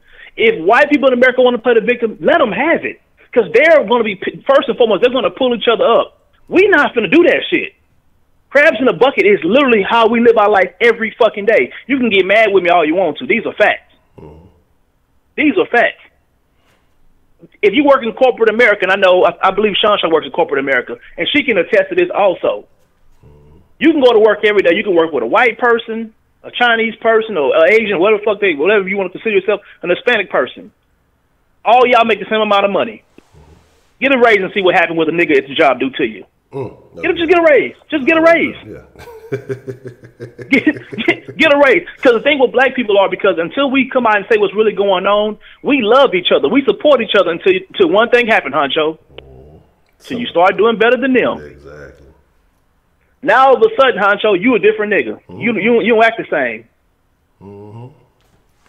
Exactly. You've been doing the same shit for them you've been doing. So until we decide to be honest with ourselves, I'll just complain about the rest of the world on mean shit. And people say all the time, oh, man, you got a slave mentality. Man, you too hard on your own people. I can't be nothing else besides a nigga, dummy. Of course I'm hard on my own people. I can't, there ain't no way I can go. This is it for me. Yeah. This is it for me. I can only set the example and encourage my people how to get out here and educate themselves and do things to change their thinking, because I can't be nothing else. If I could be something else, I wouldn't want to be nothing else. I love being black, bro. I love being black in America. We are the most resilient people in the world. We are, bro, we literally come from fucking nothing, and we can literally have anything we want. Honcho, man, you run a whole fucking YouTube page with viewers and people who make contributions every day to you. None of this shit is, there's no ceiling, bro. You can go as far as you want to. Yeah. If you believe you can do it. Yeah. Everybody who in the chat, bro, I come in and I tell everybody who in school, stick with that shit. And people always say, man, why are you so positive about school when everybody telling you don't need college? You want to know why? Because it ain't about the degree. It's about the resiliency you get from going to school and sticking with that shit. It's the day when you get that piece of paper in your hand, you stuck through that shit no matter all the adversity. Through all that shit. All them bullshit classes they made you take. When I was in college, I never understood it. If I'm getting a motherfucking English degree and a minor in political science, why the fuck am I taking trigonometry? And the older I got, I realized why I took trigonometry. First and foremost, I never used that shit there in my life. But it shows you in the real world, you're going to put up with bullshit to get to where you need to be. This is how this shit works. College is preparing you for this shit. You're going to have to do some things. You're going to go to your job and do shit that's not in your job description every motherfucking day. Prepare yourself. That's how it is. Life is hard, bro. And until we as a people realize life is hard and there ain't going to be no exes, ain't going to be nobody coming to save our motherfucking ass, ain't shit going to change for black people. I don't care about what's going on in the white community. Don't tell me about what's going on with them white folks. I don't want to hear about no fucking white privilege, because ain't none of that shit doing shit for us. If you can get on that motherfucking phone and you can watch every motherfucking fight on World Star niggas getting beat to a bloody pulp, you can like all them hoes pictures, you can get out here and start educating yourself. If you ain't educate yourself, at least educate your fucking kids, bro. That's it for me. You got any questions for me, Honcho? Man, you can drop some hot fire. I ain't got nothing for you, man. Y'all be blessed. Man, I appreciate it. Man, Mike always come with that heat, man. You can guarantee to get that whether you agree or disagree. It's always gonna be some heat. And I got a couple of things that man I might wanna expand on. It was just some very valid points. What's the motherfucking deal? Who do we have calling in to the den this evening? Man, it's your boy Roman. Okay. Roman, what would you like to drop in the den this evening? Well, first of all, am I good? Damn, I think I ain't not fucking with you good, man. Okay, good. Yeah. I gotta check that every time now. But that was prepaid before me, right? Yeah, absolutely. Well, shit. You know what? I know prepaid is more of conservatives, man, but everything he said was correct, man. There is none I'm about to argue with him about, bro. This how I am, man. As black people, man, we have to work together. The only way we are going to come to be number one is to work together. What he said was so correct. We're resilient people. We come from bullshit. We come from taking trash out of what white people and turning it into some of the greatest cuisines that are eaten all across the world. Black people created gumbo. We created all that. And touffee that white people called bullshit and they called disgusting. They wouldn't touch it. We created into quality dishes that are cooked in restaurants today. You know, as people, we have to work together, man. And the first thing of law we have to do, we can't hate on each other, man. That's our problem. When one nigga is doing better than another nigga, it's I hate on them. Why don't we support them? When you see Asian people, when you see white people, when you see other people, they support each other. We see Mexicans. When one is on their grind, they support each other, and they grow bigger. They create more families. They don't hate on each other. They don't, you know, do other things to each other to destroy their image. You know, and when it comes to politics, man, I really think black people have to realize about what Prepe said. Nobody gives a damn about us. They hate us. Because you know why? We have created everything.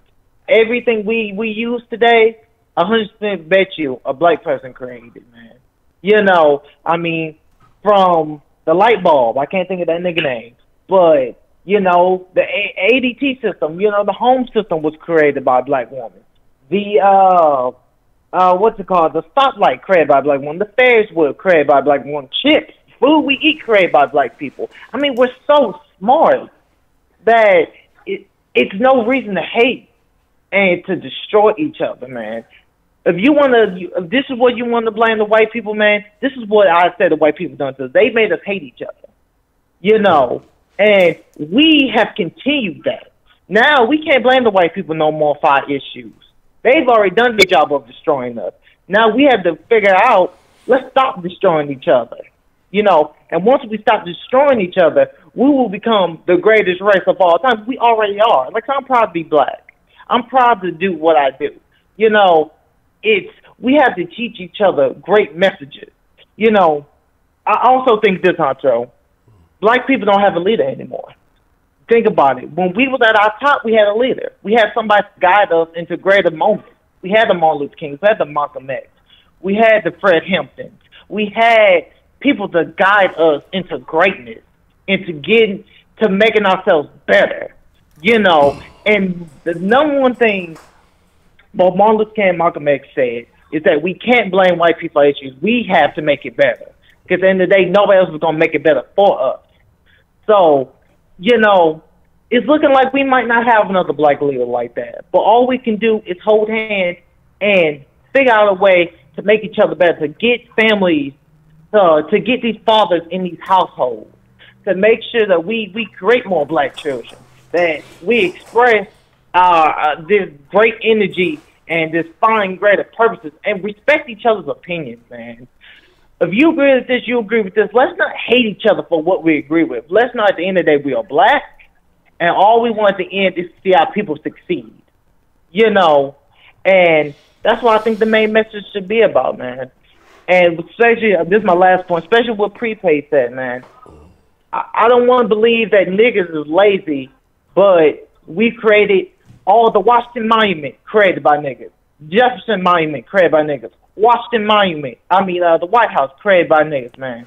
All those monuments you seen in Washington D.C. created by slaves. Look up the pictures.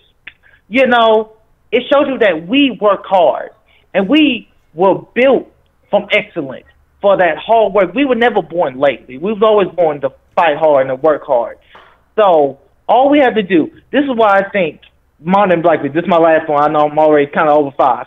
This is my last point, man. As black people, this is what we gotta do.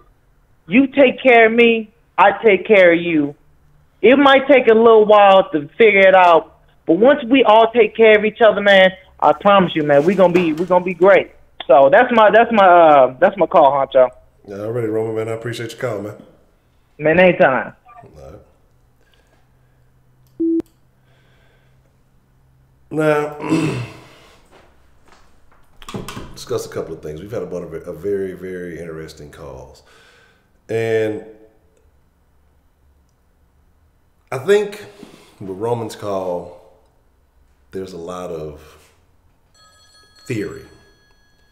Okay? He's young, a little bit of naivety, but we'll talk about that in just a second. But I understand where he's coming from, and we'll talk about it in just a second. I'm going to probably pause the line after this call and speak on a couple of calls. What's the motherfucking deal, man? Who we got calling into the den this evening? What the fuck is going on, Honcho? This is Dr. Rabbit. Dr. Rabbit. What would you like to drop in the den this evening, Dr. Rabbit? So I'm just gonna switch the topic if you don't mind over to over something that you mentioned a little bit earlier. Okay.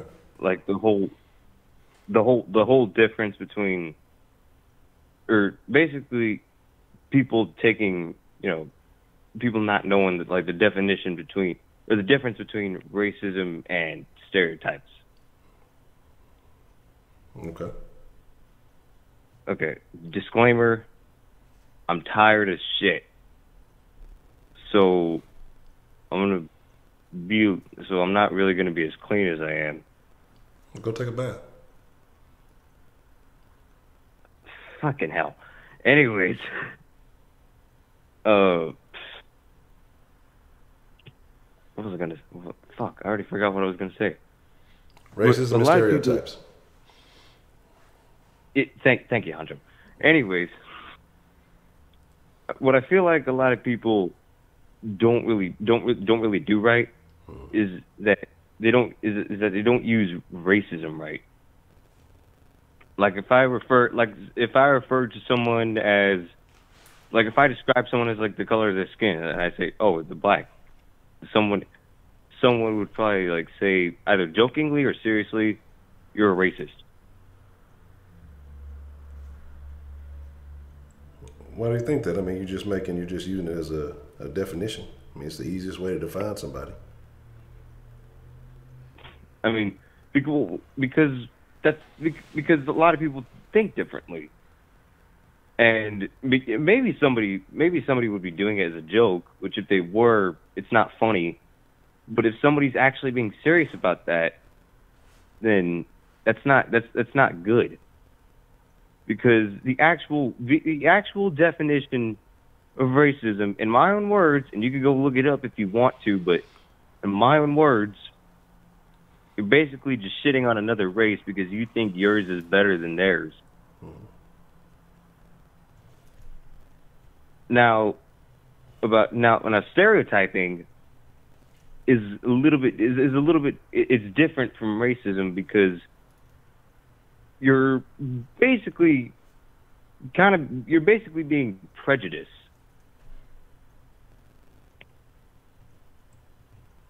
Okay. If I'm correct, I don't know if I am, but I got mad. We were doing this. And for those of you who don't know, which if you don't know, you should go jump off a cliff because I've mentioned it way too many times. I'm Hispanic. Now, we had this biology project. We were supposed to, like, write down some scenarios. And there was this one scenario, and I was a little bit upset at it because it read that that Pedro was making breakfast tacos, and that he was gonna try to flip the tortilla, and he didn't want to burn his hand, so he put it away from him, or that he took it away from like the pan. Okay, so you And I got a upset little bit about Pedro. Oh, he was making breakfast tacos, and he was going to flip a fucking tortilla, but he didn't want to burn his fucking hand, so he just so he took it away from the burner. So, what you're mad about is that Pedro has much more experience with tacos than they're giving him credit for, so there's no way he'd ever burn himself. Is that what you're saying? No. Well, I'm lost. Where are we at here? Yeah. I got mad. I got a little bit upset at it because I thought it was because I thought it was stereotyping Mexicans. Okay. No, but yeah, I get what you're saying, though. I get you. I'm just fucking with you. You know, I guess it's just how you look at it. Because think about if they would have said, I don't know. What's a stereotypically white name? What's a name that Caleb? Caleb? I don't know. I'm trying to think of. I got to think of one. But anyway, Carter or something like that. Well, Carter was in the kitchen, making tortillas or tacos. That wouldn't sound right. Give Pedro his due, man. But no, all I'm saying is just that, I think you got to pick your battles. You know what I mean? I mean, you're young, you learn, and I guess you're aware that you said you thought that way, but I'm hoping you're not still thinking the same. Sometimes, people try to make stuff and associate it with culture and all this other stuff. But you made a point, and I guess I should correct myself, because I said something earlier when I was talking about that I have no prejudice towards anybody, because I don't. I love everybody. I've been, like I say, primarily through my youth, like I said, most of my best friends were Hispanic. When I was raised by, a Hispanic family, when my mom was working at Exxon and everything like that. But I do have to correct what I said. I say a bunch of racist shit. And I guess by your definition, it wouldn't necessarily be racist shit. I say a lot of stereotypical shit. Because if I'm using your definition, you're saying racism is when someone's saying they think their particular race is better than somebody else. I don't think that you label it as racist. I think people are better than other people. Yeah, people who put the work in to be better than other people. I believe that. But I'm not just going to say just because you're a certain race, you're better than somebody else. So I guess the proper way for me to say is that I say a bunch of offensive stereotypical shit that people might not be too keen on. But so maybe I'm not a racist. So here, brownie points for me. Thank you for that, Dr. Rapp, and I feel better about myself. But yeah, anything else you wanted to add to that? I'm sorry. Nah, I already went like 2 minutes over the 5-minute mark, but it's okay. No, you're all right, man. It's no big deal. We got, man. That's all I got. Okay. Well, appreciate the call there, Dr. Rapp. All right, man. All right. So I'm going to pause the line for a second here. There's a couple of things I want to touch on, want to speak on. And I want to go back, and again, we're supposed to be talking about words and how we use words and all this. We've gone into a completely different conversation, but it'd be like that. It's the deal. It is what it is. And shout out to everybody who's joined us. I see a couple of folks have joined in, and if I've missed you, I ain't diss you. It's all love. And a couple of points that were made about, and again, I want some folks, from other races. I would like y'all to call in here in a second too, because we get a very heavy black perspective, so I want to know how y'all feel too. But the crabs in a bucket situation that Prepaid was talking about, and then Roman mentioning that we all need to help each other. I think that's going to be a tough transition to go from the one in which we are, the crabs in the bucket, to, I don't know if y'all ever seen I forgot what the story was called, but it was about these people that were basically kind of surrounding this, I don't want to say a big hole in the ground, I forgot what it was. But it's like they all have these long spoons, and there's a bowl in the middle of, like, say, this big fucking moat or something. I don't fucking know, right? But the thing about it is, they can reach the food in the bowl, but the spoons are so long that they can't get the food back to their mouths to feed themselves. So it's like a circle of people, and they're all fucking starving, right? On one side. Because they're all trying to be selfish. They're all trying to feed themselves, right? All trying to feed themselves, right? And then you have the people on the other side who figured it out. Well, hey, my spoon is long enough that if I dip in this shit and then I, pass it to my partner over here, let them eat. They'll get a little strength. They dip their spoon and, it goes around. Everybody eats, right? Something like that. That's how it's supposed to work, ultimately. I think it's going to be tough for that because I think that as with every situation, and I think we got to go back to Jay Dizzle's call where he basically said, hey, you can only help those who want to be helped. And it's a lot of motherfuckers that don't want to be helped. And I think that's our problem. You know what I'm saying? I think that's our problem is that we want to help the motherfuckers that don't want to be helped. I'm going to tell y'all some things, okay? And, and I'm still cool with some, like I said, I really don't fuck with a lot of people, but I told you about it in my life. I cut a bunch of motherfuckers off because I had to really make some change in the way I think. But sometimes my thinking gets a little fucked up, and I think foolishly sometimes, and I got to catch myself.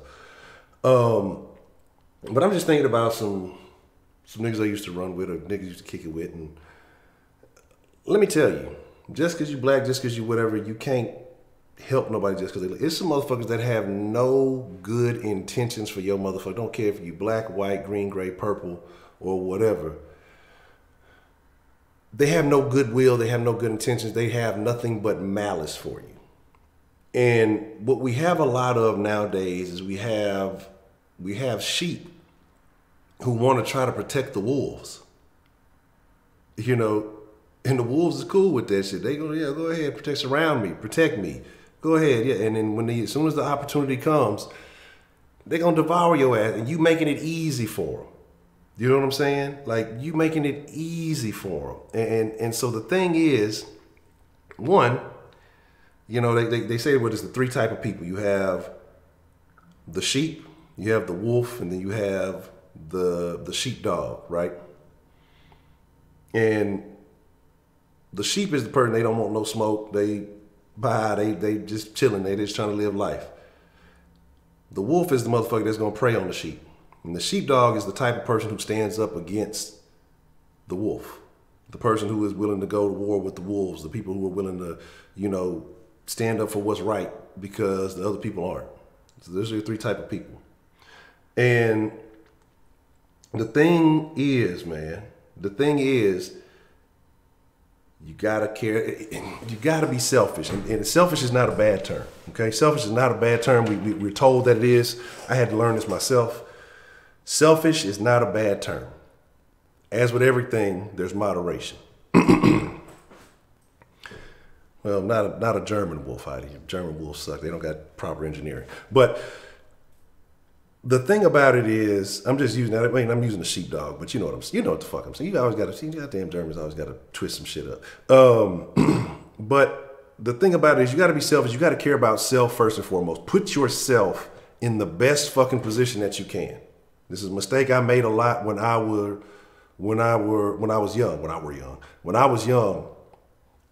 Even though I'm doing foolish shit, doing some knucklehead shit. And I'm not no gangster. I just did a bunch of dumb shit, okay? I did a bunch of dumb shit. I can admit that. Had a dumb mindset. Had every opportunity in the world to be that motherfucker. I've had, was an intelligent kid, had opportunities, had collegiate opportunity, gave that up. Just this dumb shit. So I don't blame nobody. I can't blame the white man didn't say, Honcho, say fuck college. White man ain't put no work in my hand. Like, that's what I say. That's why I'm not on none of that shit. You know what I'm saying? And we got to get away from a lot of these things. But that's why I don't blame anybody for that. But what I'm saying is, it comes a point where you have to be selfish and secure your come up first. So if that's through creating a business, if that's through going to school and getting properly educated in a field that's going to pay money, not in a field that's going to enhance your feelings, you got to look out for number one. And then it's those motherfuckers who come up to you and they say, man, hey, I saw you do that. I know you came from where I came from. I don't want to be in this situation. I don't want to do this. I don't want to be this motherfucker. How did you do it? Those people who will reach out that really want it, those are the motherfuckers you look out for. When you go just looking for anybody who's down bad, say, I got you, man, come on. I got you, man, come on. They're going to expect you to keep carrying them all the way through. You know what I'm saying? They're not going to want it for themselves in any motherfucking aspect of life. They're going to expect you to put them on your back and carry them across the motherfucking finish line. And so all I'm telling you, man, is like, I think you have a good heart and the right mentality, and I don't want to say stuff to deter that from you. But use that energy you got, and I'm not telling you to change the way you think or anything like that, but use that energy you got and focus on you. And be the best fucking Roman you can, and trust me, you know, as far as trying to save everybody, something I had to learn, man. Hey, can't save everybody. Somebody told me, Honcho, man, you can't save everybody, can't save the world. My partner, like, my best friend told me that. Like, he's like, hey, Honcho, you can't save the world, man. Like, you gotta stop trying. You can't save the world. You know, shit, I had conflicting energies. I'm doing dirt but trying to save motherfuckers. Like, what kind of shit is that? And so, you know, you gotta get it right, and you gotta figure yourself out. You gotta, you know, execute your game plan. And the people that you're meant to help, they'll fall in line. You'll see it. But as for trying to just help everybody out, like I said, it's a lot of wolves out there. It's a lot of sheep. And you got a lot of motherfuckers who want to make some moves, and they just need that little nudge, and you can be that nudge. But by trying to save everybody, man, it ain't gonna happen. You know. So that's all I got. But man, but like I said, I love your energy. I love what you be talking about, man. Hold on, let me see if we catch this call real quick. Let me see. Hold on. What's the motherfucking deal, man? Who we got calling into the den this evening? What's good, Honcho? This is Vince. Vince, what's the motherfucking deal, man? What you want to drop on the den line? I just realized I haven't even put the den line up. I'm just looking at the screen. That bitch been blank. But what's the motherfucking deal? That's why I fuck with y'all. Y'all know the motherfucking deal, man. What's going down, Vince, man? What you want to drop in the den this evening, man? Oh, nothing, man. I just wanted to drop on that line what you was talking about, man, when you said, you know, you can't save everybody, and that's a true statement, man, because a lot of times, you know, half the people who are trying to be successful who don't actually become successful is because they were trying to save others before they saved themselves. You know what I mean? And the thing about it is, a lot of them didn't realize how much that could derail you in the process. You know, like, for example, I'll tell you an example. Like, remember what I was telling you with my wife, you know, when she overcome a lot of stuff, got 3 degrees. She actually had a relative who was trying to say, hey, can you do me a favor? Can you take this test for me? Now, remind you, this relative was trying to go to school at a community college, wanted my wife to take the test for her.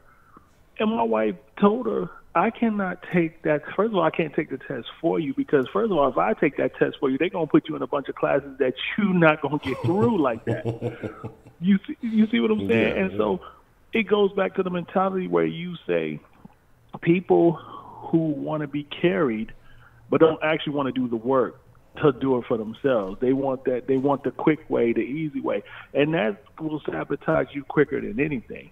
You know what I mean? And so, like you were saying, you got to worry about yourself first, take care of your business, and then if you see somebody who's actually really trying to put through that effort, you'll help them out with some tips. You help out. You know what? You could go this route. Here's a plan. You could follow this blueprint, and then it can help you be successful. But like I was saying, half the people who have ran into problems of trying to be successful, who've got derailed, it was because they were trying to assist others who weren't willing to carry their weight to help themselves. And so it just goes back to show that make sure that you stay focused about your business, take care of you first. But then if you got those who are willing to work the same as you and put in that same effort, yeah, you definitely going to look out for them. I agree. Man, 100%. That's wild about the test.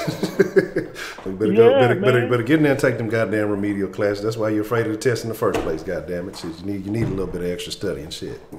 Yeah, and the relative, you know what I'm saying, it was at HCC like, hey, can you take this test for me? No. I mean, you either want it or you don't. You know? Come take this test for me. I mean, nah, you know, you are, like you said, you either want it or you don't. It goes back to, like you said, the sheep, the wolf, and the sheepdog. Which one are you? So. Yeah, exactly. And you got to decide quick and early. Right, definitely. Because like you said, sometimes, again, it goes back to that old saying. Sometimes, again, like we said, family could derail you quicker than anything before you even get started. So try to take care of yourself and get things in order, you know, before you get other people saved and stuff. So, but I'm gonna get off this joint, man. And shout out to everybody in the chat. Already, man. Appreciate the call as always, Vince. All right. With that. Man, shout out to Vince, man, and that's what I'm saying. And Vince is a knowledgeable guy because he did what he had to do to get to that point. I can't believe I ain't had the number up here. I'm in my la la land, but y'all still calling, so it's all good. What's the motherfucking deal, man? Who we got calling into the den this evening? Hey, Honcho, man. Yeah. This prepaid. Look, I got a little sidetracked because Jay Dizzle's call was on fire, but I had one to call in about a way with words to get back to what we was talking about. Okay. And I'm going to say something I know everybody, 90% of people here are not going to agree with me, and that's fine. Black people have this infinity with the word nigger, okay? I use it in every aspect of my life. Now, let me explain to y'all how I look at words, how I use words. Anybody within my circle is my nigger. I don't care if you're white, black, Chinese, Japanese, that's on you. Yeah. If I fuck with you every day of my life and I'm around you, I'm going to walk into my office and say, what's up, my nigga? Yeah. That could be a 78-year-old white woman. What's good, my nigga? I don't care. Because that's how I treat all my people. Yeah. Now, I'm not telling them to go out here and see Jay Dizzle somewhere and be like, what's good, my nigga? That's not what I'm telling you. I'm saying I'm not going to change who the fuck I am regardless of where I'm at. I'm going to be me regardless of the fact. Everybody who's in my circle is my nigga, point blank, period. Now, it don't matter if you agree with it or not because the word is the word. You give the power to it. Every last I know a lot of y'all are young, Roman 16, 17, Dr. Rabbit say he's 15, he drunk on Keystone Light. A lot of y'all don't remember this time, but it was once a time when if you called a black woman a bitch, you was going to have to fight about that shit. You going to have to get out here and earn that shit. Yeah. Every black woman now is a bitch now. Hey, bitch, what's good? And so words, you know what I'm saying, the colloquial speak, the language of the local people, you give that word power. I'm talking about, bro, I called my girlfriend, when I was 15, bro, I called my girlfriend a bitch. I had to fight her oldest brother. I was playing football. I had to fight her oldest brother was our varsity running back, bro. I had to get out there and nigga earn that shit. I barely survived that motherfucker. You can call her a bitch right now, and I guarantee she gonna laugh. Boy, nigga, shut up. Get out of my face. Yeah. That word holds no power. So sooner or later, the word nigga not gonna hold no power. So for all of y'all who getting mad trying to defend a motherfucking word, man, you silly in my opinion. Now, if you want to fight for that shit, you go ahead and fight for that shit. I don't give a fuck. Because if you around me and I'm with my white partner, you see me like, people, what's good, my nigga? And I'm like, I'm going to tell my white home, but what's good, my nigga? And I don't care what you got to say. That's my personal opinion. Now, before I get off, I want to say this. Y'all be careful with these people who keep telling you they pro-black. They want everybody black to win. Blackity blacks. Watch them people. Them people have a motive. Yep. Watch them motherfuckers. Because if they so motherfucking pro-black, then why they ain't doing nothing for black people? You got D-Ray Mickelson on motherfucking Twitter and Instagram posting every time a black person, some racial shit happen. You got Talcum X Sean King telling every time some racial injustice happen.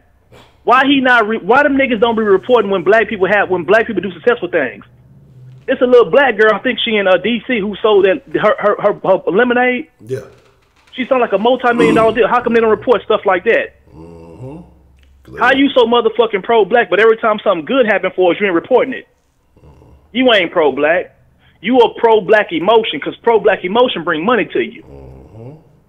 It's cool to talk about, you know what I'm saying, social injustice. Look, man, unarmed black men got killed somewhere, bro. I'm not telling you to keep that shit a secret. But how come since like 2007, the black higher education, as far as people getting master's degrees, doctorate degrees, have went up 18%, and not one single motherfucker will retweet it on their timeline. Why they not talking about that? Because that shit get overlooked. But if Ray, who was out robbing niggas, get shot by the cops after he got done robbing some niggas, y'all want me to go out here and protest? See, that's the bullshit I be talking about.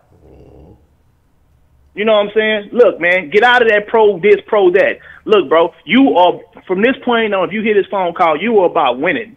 If you will focus on winning and getting to your personal goals, get there. Everybody who has that same vision you have, be pro them. If your cousin going to school, busting his ass, throw that nigga some money. Help him out. Everybody who trying to get to that point, help encourage them, bro. Stop trying to ride for everybody that's black, because that shit right there gonna get you. That shit gonna get you. I promise you, you gonna fall flat on your face trying to carry them motherfuckers.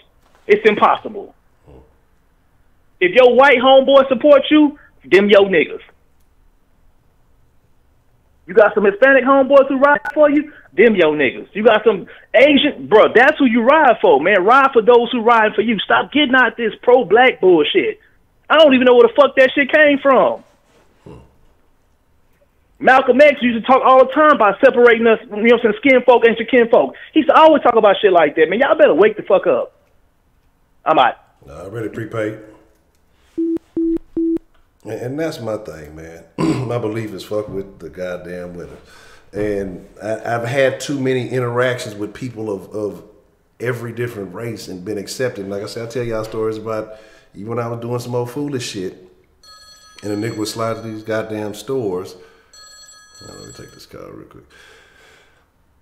Hold on one second, we're gonna get to the call in a second. But I slide to these stores and people say, oh, this dude racist, that dude racist, this, and the third. And then I go in there and motherfuckers welcome me with open arms. I'm like, well, how the fuck? Because it's about how you carry yourself and how you operate differently, man. What's the motherfucking deal, man? Who we got calling into the den this evening? Hey, it's your boy Josh again, man. All right, Josh, what's the motherfucking deal, man? All right, man, but about the words, pretty much topic. I mean, I haven't caught the damn. Pretty much came back from that watch party for some shit, but anyway, but really about this topic, man, it's almost like with words with me, I'm gonna just use one as an example. Like we say, like, what's up, my nigga, and stuff like that. Like, I have this white friend that I knew since like 4th grade, and we pretty much like say this stuff like sometimes, like not all the time, but sometimes. But I guess like with us and him, we kind of have like a box. We knew each other for so long, and like lived in the hood, and we kind of pretty much grew up together. So it's not like that, but you know, people call that public, and you know, like do the pull to the side, talking like, hey man, like hey, like that's not cool, some shit like that. But I'm cool with it, so it's pretty much like he knows where it's at. So if we go like out in public with like which black dudes, like we don't really say it. That makes sense. So just for his sake.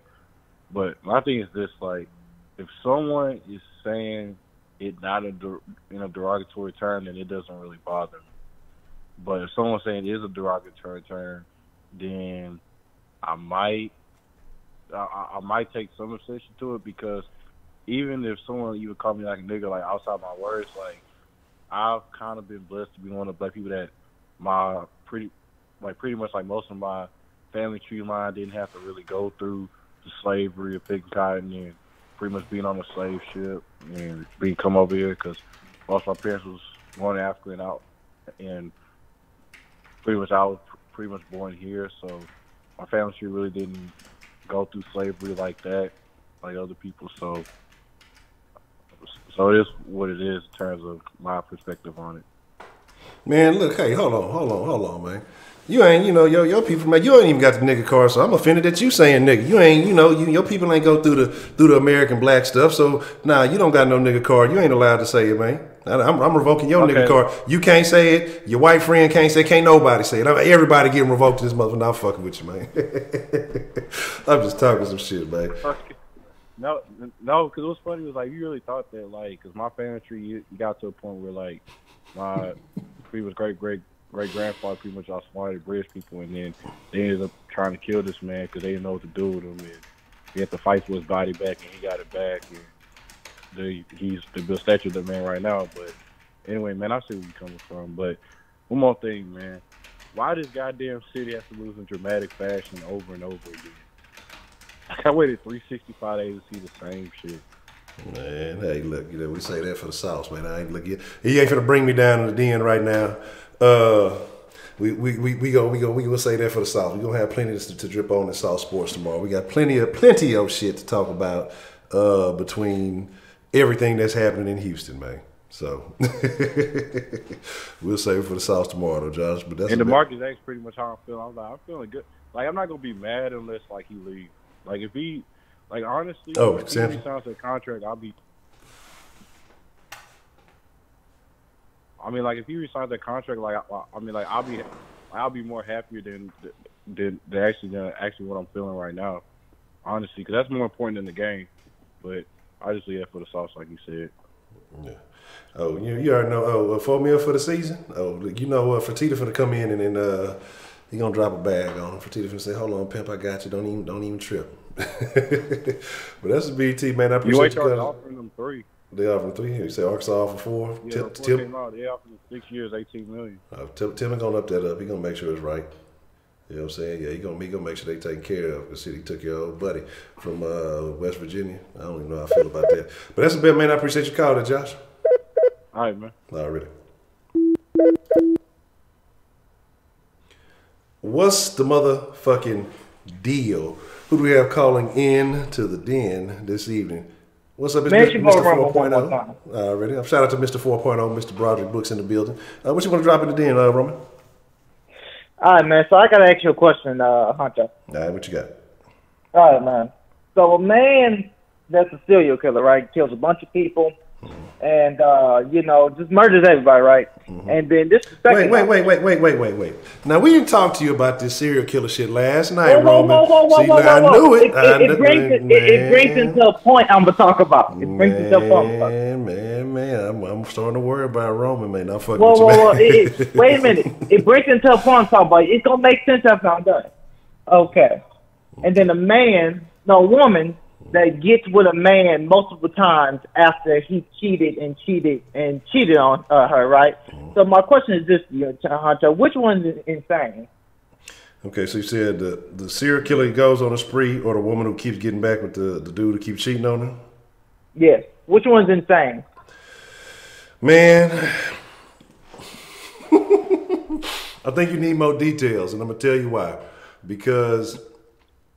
damn, I can't think of her name. We talked about it in here. You know, you ask a chick, she'll tell you, Dick will make her do some crazy things. You know what I'm saying? So if he putting the pipe to her right, I'm just saying, Jack, she might not act right. She might not be, the mind might be a little discombobulated. The serial killer, if he's doing this shit frequently, he a little cuckoo too. So, I mean, one might be cuckoo, one might just be addicted, but both of them are making very bad decisions. Well, this is my point, Honcho. I would call them both insane. Because, you know why? The thing is, especially, I actually wouldn't call the killer's crazy, but what I mean by insane by this, I would call the woman insane. You know why? Because you get back with a man that cheat on you multiple times, and you expect a different result from that man, that he's going to be faithful this time, you're insane. Because you expect that he's going to be good this time, but he's not. And my point is this, Honcho. In a way, everybody's insane. And in a way, this is what my problem with my black people. I feel like black people can be insane at times. A good example, when it comes to these racial molded shootings, right? White officer, black victim, right? When black people go out there, protest, Black Lives Matter, I think Black Lives Matter is a piece of shit, because I feel that's a hidden agenda under what it's supposed to be talking about. But, you expect for this cop to be indicted, right? And to go to trial and to found guilty because the evidence shows he shot him, blah, blah, blah, blah. And you see the non-guilty verdict, and you get angry. But I would call you insane. You know why? Because you're expecting a different result that's happened multiple times. Look at all the racial shootings or beatings that happened. Most of them you're going to find is non-guilty. So the thing is, I feel like why feed energy to some, number one, not just negative, some number one you basically know the details to. And that's why I'm talking about the definition of insanity. Also, these politicians. When you hear these politicians talk, they say everything to grab your attention. They want to say everything good. They don't say their real intentions of what they're going to do when they get power. They say everything you want to hear. I can have health care. I can provide for my family. I can do everything in this. You're insane if you believe that same politician or believe that same like every time, because you're expecting a different result and you don't get the result you want. So the thing is, this is my point. People, especially black people, and as people, we need to be less insane. We need to realize if something don't work the first time, most likely the shit ain't gonna work the second time. You have to find something new. You have to find something that works, something that has consistency, that is, that's going to work every time you do it and never going to falter on you. That goes from relationships. That goes from marriage. That goes for everything in life. Is you got to be consistent and don't be insane. So that's all I got to say, man. I had to drop some knowledge. And I want people to know that everybody's a little insane. And not the insane I mean by serial killer insane. I mean by we expect different results. Okay, so you got any questions for me, Honcho? Yeah, I want to throw something on that. So, talking about insane. So, would you say that 90% of the voting black public is insane for continuing to vote Democrat every term? Yes.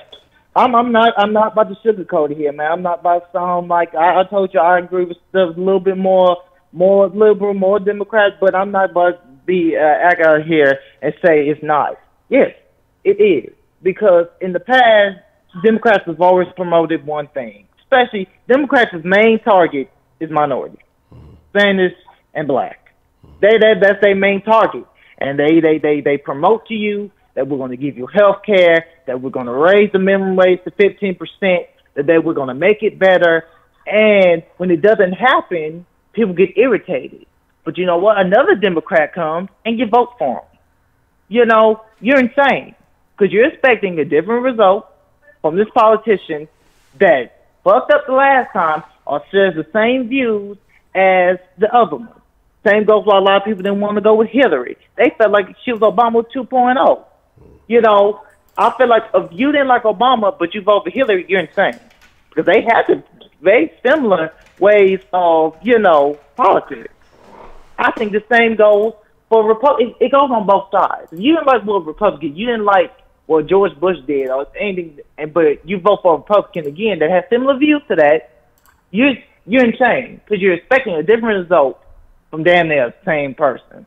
So, yeah, I agree. Yeah, I do think 90% of black people voting Democrat expecting a different result. I would call that insane, yes. Okay. I'll take a second real quick to shout out to Cassie Cage. I appreciate the Benjamin. Says, appreciate Honcho and everybody in the den willing to listen to different sides and thoughts while bringing the facts, logic, and common sense. Y'all the real MVPs. Cassie Cage, you are the real MVP for showing some love and dropping some Benjamins this evening. I appreciate it. But that's my thing. So, and this is all I'm saying, and I agree with you, man, because I tell you how I feel about politics all the time. I really don't give a fuck what side it's from. But if you are heavily ingrained in it and you just want to use logic and facts and you know that it's been this overwhelmingly lopsided look or support for one side, but then you complain about how nothing has ever been done, then like Trump said when he came out, again, I'm not even a Trump supporter, but like he said, well, what's the worst that can happen? Why not vote for me? You mean you've been voting for them all this time and nothing's changed? You're still complaining about it. So why not give me a shot? What's the worst that can happen? But I think that people are so ingrained and stuck in their ways, or it could be like Prepaid mentioned earlier, niggas can be on the IG, they can be on the, know the J's when they coming out. But the thing is, they don't know anything about politics. And so they are unaware, so they just keep voting Democrat because it's the thing to do because they believe that's what's right for them because they automatically believe, the other side is evil or whatever else it may be. But I agree, man, it's a lot of insane people out here. I might be a little bit crazy myself. I don't think I'm too insane, but, I agree with you though, Roman. You keep doing the same thing, you're going to keep getting the same outcome. So... you just got to educate yourself about different topics, especially with politics, man. In my opinion, I feel like fuck both of them because they don't want the best for you at the end. But that's it for me, Honcho. I just want to say, man, thank you for this show, the sauce, man, for bringing these people together with these different opinions and how they feel, bro. I feel like this show has brought a lot of people together. It's caused a couple arguments, a couple addies being dropped, but overall... It's a great show, man. I think everybody can agree with me. We just want to thank you, Honcho, man. Man, I appreciate that, Roman, man. Appreciate it, sincerely. Man, anytime, man. Already. Man, and I wanted to highlight, too, because something that Prepaid has said, man, he's talking about it doesn't matter if you're black, white, Asian, or any of those things, Hold on just 1 second, caller, and I'm going to get to your call. Hold on 1 second. And said that it doesn't matter, whatever it is that you steal my nigga. And that's what y'all wasn't getting. See, Chicago Mike was trying to reach out to y'all and let y'all know, hey, y'all steal my nigga. But y'all took it offensively. Y'all got mad about it. Y'all tried to run Chicago Mike about it. Y'all ain't right, man. Y'all ain't right. We supposed to be better than that, man. What's the motherfucking deal, man? Who do we have calling into the den this evening? Hello, hello. Yeah, Mr. Edmund. Brunley, what's the motherfucking deal, man? Since it's fucking Friday, I gotta say fuck Kentucky and the rest. Damn, I forgot all about that. It sure is fucking Friday. Go ahead, my fault. Fuck Kentucky and the refs? Yeah. Refs always against Houston, so. We still gonna shine, it don't matter. But anyway, I wanted to ask a question in terms of obviously with words and how people easily get offended in today's society. How do you think, you know, transgenders and gay people feel when you have people that joke, you know, that say you're a faggot, or you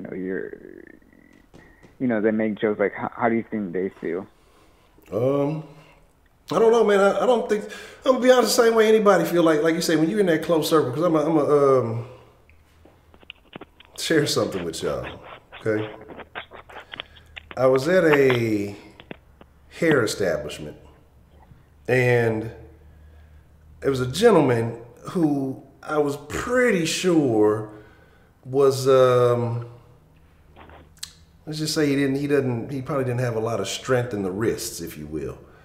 And he was on the phone and he made a statement.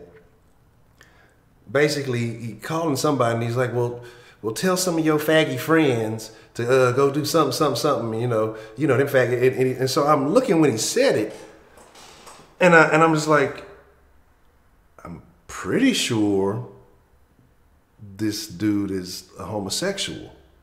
Like, I'm 132% sure this guy's a homosexual. Like, unless something is just, like, it just all thrown out. I mean, he'd have to be the most effeminate man ever to walk the face of the most effeminate straight man ever. He wasn't on no Prince shit, you know. He was a homosexual.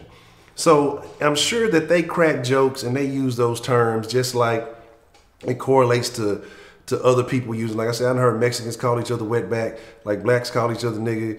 I don't know what white people call each other. I guess y'all call each other cracker. I don't know if that's a thing or what. But, you know, so it's just like they call each other all the time. Ali upset, that's what I'm saying. And so, yeah, man, they use it just like any people take derogatory terms and they try to turn them into something playful. Just, you know, especially when it's a joking thing with them.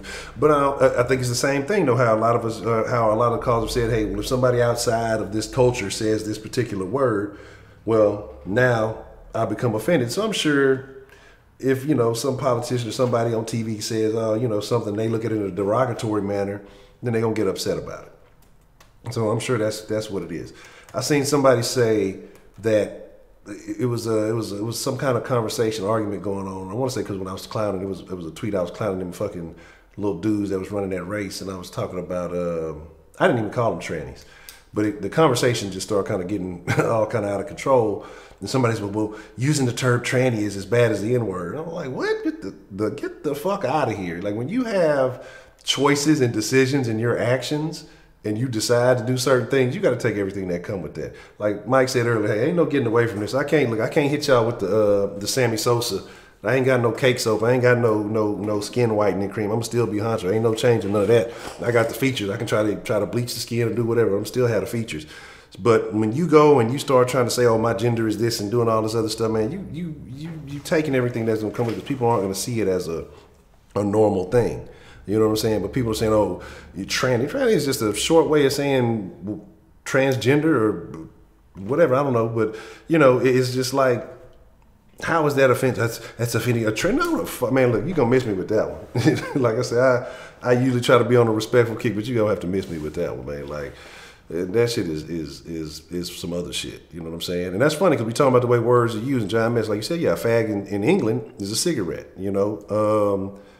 Heidi was saying something about some other English terms that would be offensive over here. That's some old normal ass shit over there. So, again, it's the words, man. It's the words. So again, that fits right into the conversation. Even though I don't think that's what you were trying to do there, Ed, man. I think you worked right into the situation. So, anything else you'd like to add to that?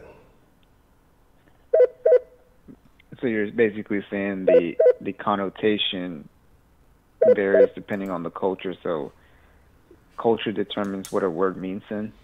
I guess so. Absolutely, because I think it is. Because if you look at it, you take certain words and then you change it.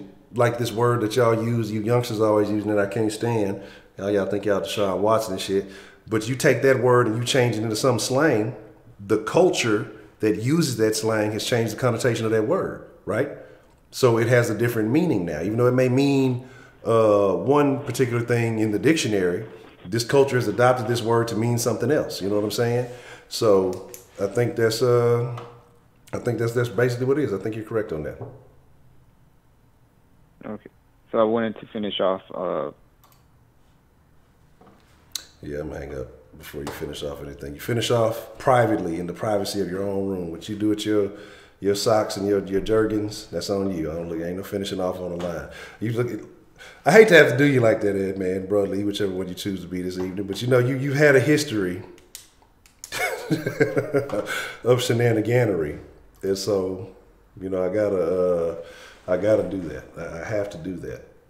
You know what I'm saying? Had a text that said, the worst ones are the sheep that think they will. Hey, Jack, you better be a wolf that plays sheep than a sheep that think you a wolf, man. Shout out to Jay. I absolutely agree with that one. I absolutely agree with that one. Yeah. So here is the deal. We at the mark. I'm gonna give y'all. We got maybe about 5 more minutes or so before we get ready to wind down. And I know that the calls are on fire. I know it's been a good conversation and all that, but I know I went over. I got started a little bit late because I had some of the wrong stuff up. So I'm gonna give y'all overtime. It's like a soccer match, you know. In the soccer match. No, it was Edmund.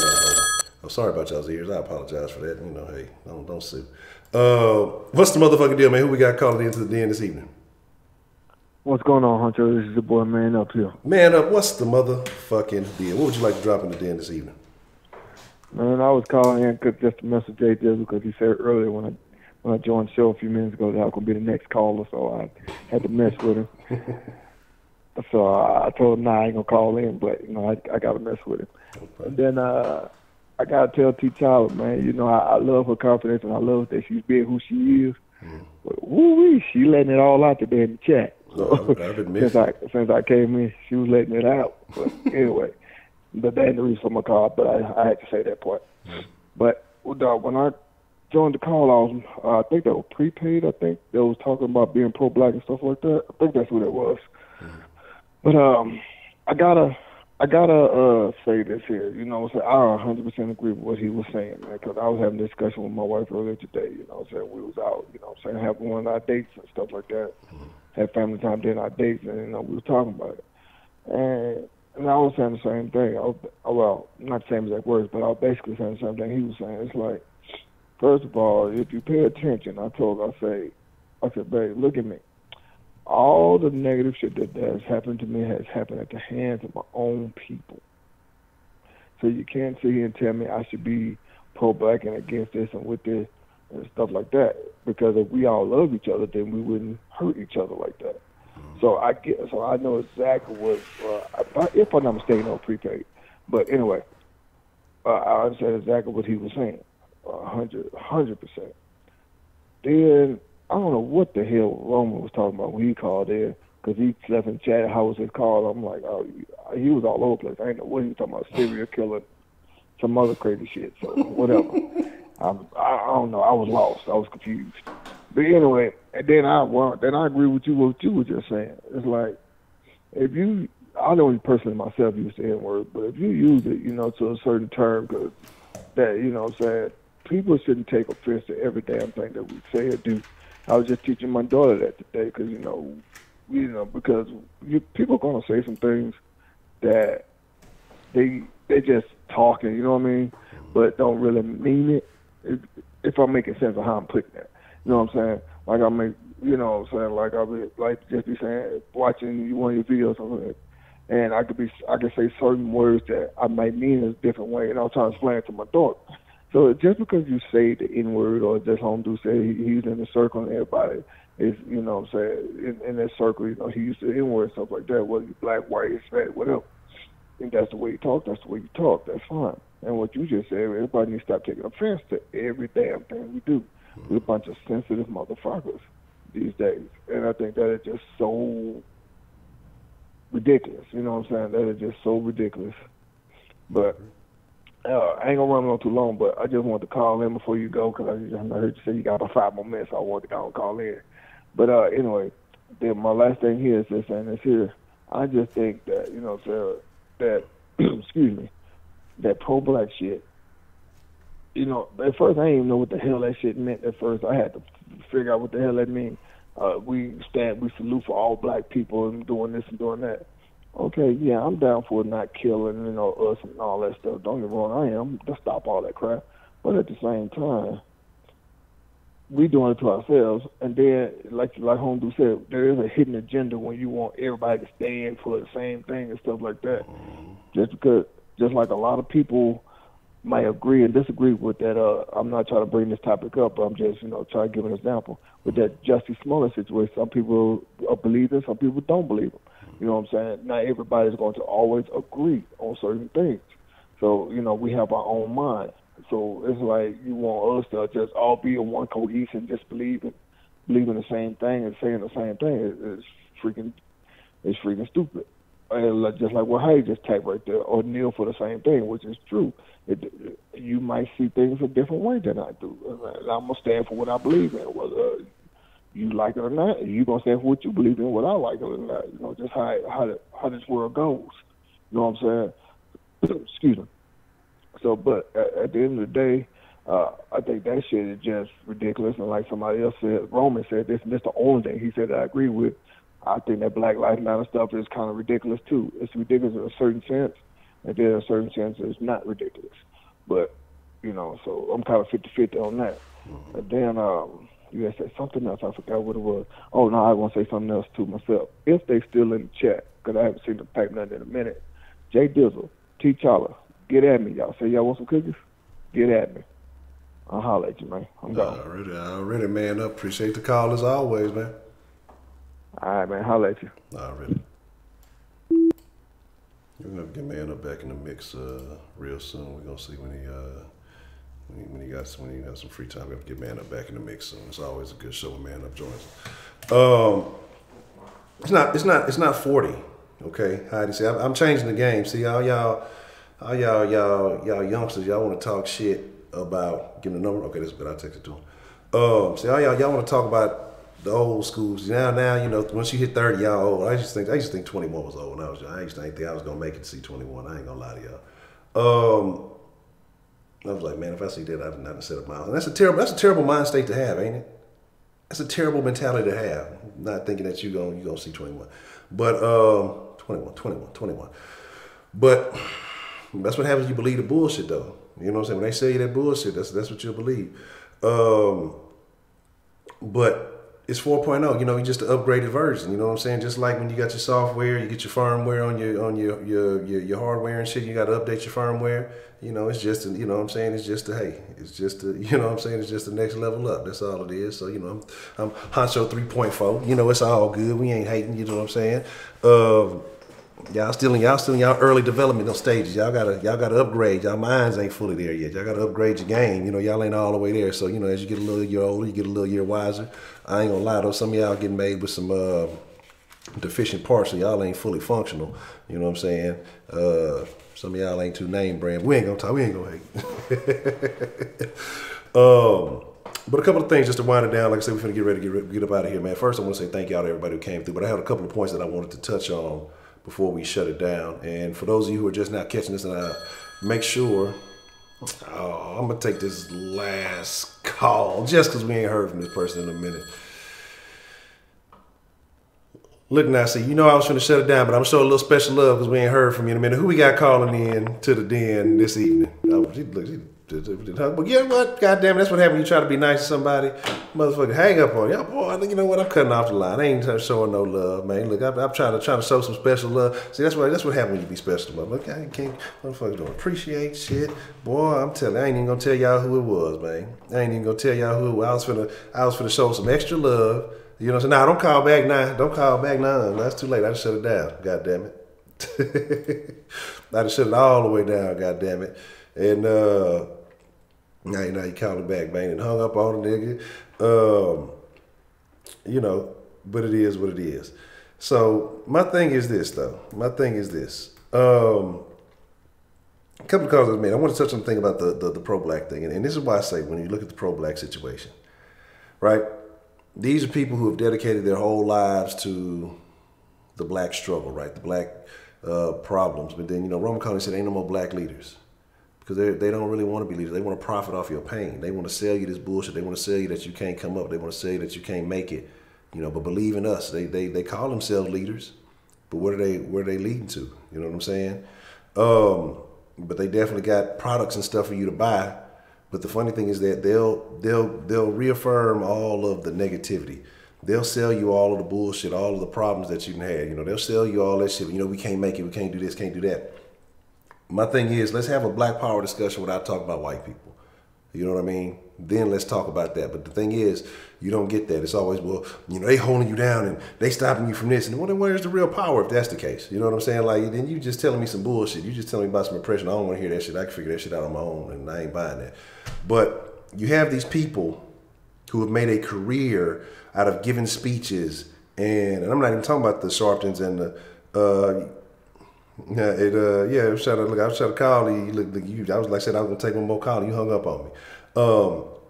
But you know, I'm talking about it's some of those folks, if you didn't watch them Hidden Colors, it's some of those folks who have made a living. They say all they do is study black history. Why don't they have any motherfucking solutions? Right? And if they were so much of a threat, if they just had all these answers, and the government is doing this and doing that, why they ain't been knocked off? I mean, to me, like I say, it's a lot of shit that motherfuckers will sell you. And yes, there is a lot of shit that happens. You know, there are some factual things that happen. There has been some government interference in some of these situations. We can, you know, really talk about some of these movements and things that were happening. But you have a lot of these people who position themselves as this, that, and the third. And the reason why ain't nothing happened to them, because even if the government was watching, they know they full of shit and they ain't about shit, or they working with them, or whatever else it is you want to call it. They some agents in their own right. They don't give a fuck about y'all, man. What you got to do is worry about you, okay? You know what I'm saying? Like, worry about you. And yeah, when you talking about D-Ray so out of there. What was it? What was the movie with the monkey? Goddamn. Planet of the Apes. This nigga got mad at the Planet of the Apes people. Talking about that monkey got a jacket on like me. Well, nigga, change your goddamn vest, nigga. God, what the fuck? That's your signature fucking move? Like, come on, man. Get the fuck on. Like, how hard is it to do that? It's just little bullshit. Like, this is what you do, you know? And then, like I say, you know, there was some motherfuckers that kind of got at him, you know, that was saying that this motherfucker, you know, basically he a pawn, you know, he ain't really about shit. You know, you see all these issues. Who was the one that nobody wants to talk about? Ed Buck. You had 2 or 3 niggas die at his house overdosing on drugs and shit. You know what I'm saying? Exactly. You know, overdosing on drugs and shit. But don't nobody want to talk about that. You know, he's still strutting around, you know, everything is good. You know what I'm talking about? So it's like, you know, people got their priorities fucked up, man. And they're willing to donate their energy to everything but themselves. If motherfuckers took that energy and gave it to themselves, man, your life would be tenfold, 10 times fucking better, man. You know what I'm saying? But right, straight up, he tell them that they finna give them the college. They with the shits. I'm talking about they just dying. And gay escorts dying all in the man's house and don't nobody care about it. Ain't nobody tripping. The Democrats act like they ain't hearing the shit. Are you still giving this? You still gonna donate? Oh, okay. No, I ain't seen nothing. But again, it's picking and choosing. You know what I'm saying? It's just, it's crazy though. It's crazy. Say we haven't learned when Mike mentioned Sean King. There's those self-place people. Self-place people can't see what Jesse Black Lives Matter. Man, that's what I'm saying. And because I just saw somebody, you said Jesse got an award for what? Motherfucker, for what? Like, that's what I'm trying to figure out. Best actor? Did he get a best actor award from the fucking? Oh, I'm trying to take the Denline number off, but y'all can donate too if you want to do that. Yeah, I'm trying to take it. Like, but what for what? I mean, is the NAACP giving out acting awards now? Because that's the only thing that that's the only thing he should deserve. Like, it's obvious, but again, this is what they push you towards. This is the bullshit that they try to sell you. I mean, you got to stop buying it, man, and you got to start thinking clearly and stop letting the little things impact you. The shit that really don't hold weight, you got to let that shit go. That's what I say. It's got to the point, man, honestly, I tuned so much shit out. You know, it's just, I be catching a lot of shit in hindsight, like, oh, word, that happened? No, that's fucked up. So, crazy stuff, man. Like, the fact that you would even associate yourself with that, and they letting this motherfucker run around talking about, oh, he was exonerated, or he was innocent, and all this other shit, when everybody's sitting there telling you that the man is not innocent, but motherfuckers still trying to run with that shit. See, they making him look like some type of political prisoner or some shit, man. It is what it is, but you know, like I said, that's another conversation. We'll probably have that conversation before the weekend over with. But you know what I'm saying? You know, I don't want no damn awards, goddamn. Unless there's some cash prizes in this bitch. But I fucks with y'all, man. Hey, I appreciate y'all for joining me this evening. 10 p.m. Central Time every night. We try to get live, at least the stream gets started. I might not get started, but the stream gets started. And I thank y'all for joining. I thank y'all for calling in. I thank y'all for sharing opinions. Whether we agree or disagree, hey, man, it's just good to see some insight. It's good to see some other opinions, man. And I read that article you had sent there to me in Payla. I checked it out. And very interesting, very interesting. But we'll be back at it tomorrow, man. Same day and time, same day and channel. One more again, happy belated, even though it's a little bit after to Mr. 4.0, aka Broderick Brooks. Hold on, let me see who ain't play out tonight. Let me see who ain't play out tonight, man. Let me see who I'm gonna catch slipping. Hey, what's wrong with that? Dr. Rabbit a player. Which one? Which video? Because you got a couple of them, and I think you just sent me. I'm trying to remember, see which one you was talking about. But I'll check it out. But thank y'all. Yeah, man, if y'all send me, like I said, y'all shoot me here. This is on Twitter, the Gram. If y'all join the Facebook page, whatever it is, y'all shoot me the shit. I'll do my best to stay on top of it and check it out. Or you can email it to Den Show, and I'll check out whatever y'all seeing, man. NPC. Oh man, yeah, he wasn't in there this evening, huh? Because y'all know y'all was having a very intriguing debate. I gotta see if there's a way to set this dilly dally up on some three-way, man. We gotta get some three-way calls going in so we can have some real discussions. Yeah, because I seen that the government basically been talking about, you know, handling that situation, that they finna jump in, because she came out and saying, oh, it was a clerical error, and you know, that she even said that they believe they had all this stuff. There's just too much shenaniganery going on. But we're gonna probably talk about that because we got a couple other details on that we need to discuss, and I've been catching some other videos on that. But with that being said, y'all be cool like y'all be cool. I got a Discord. I ain't activated it fully yet. We're gonna figure out how we're gonna handle that. But don't add Heidi unless you want to see the world's worst twerking. But with that being said, look, y'all ain't got to go home. But y'all gotta get the fuck out of here. I appreciate y'all all for coming in.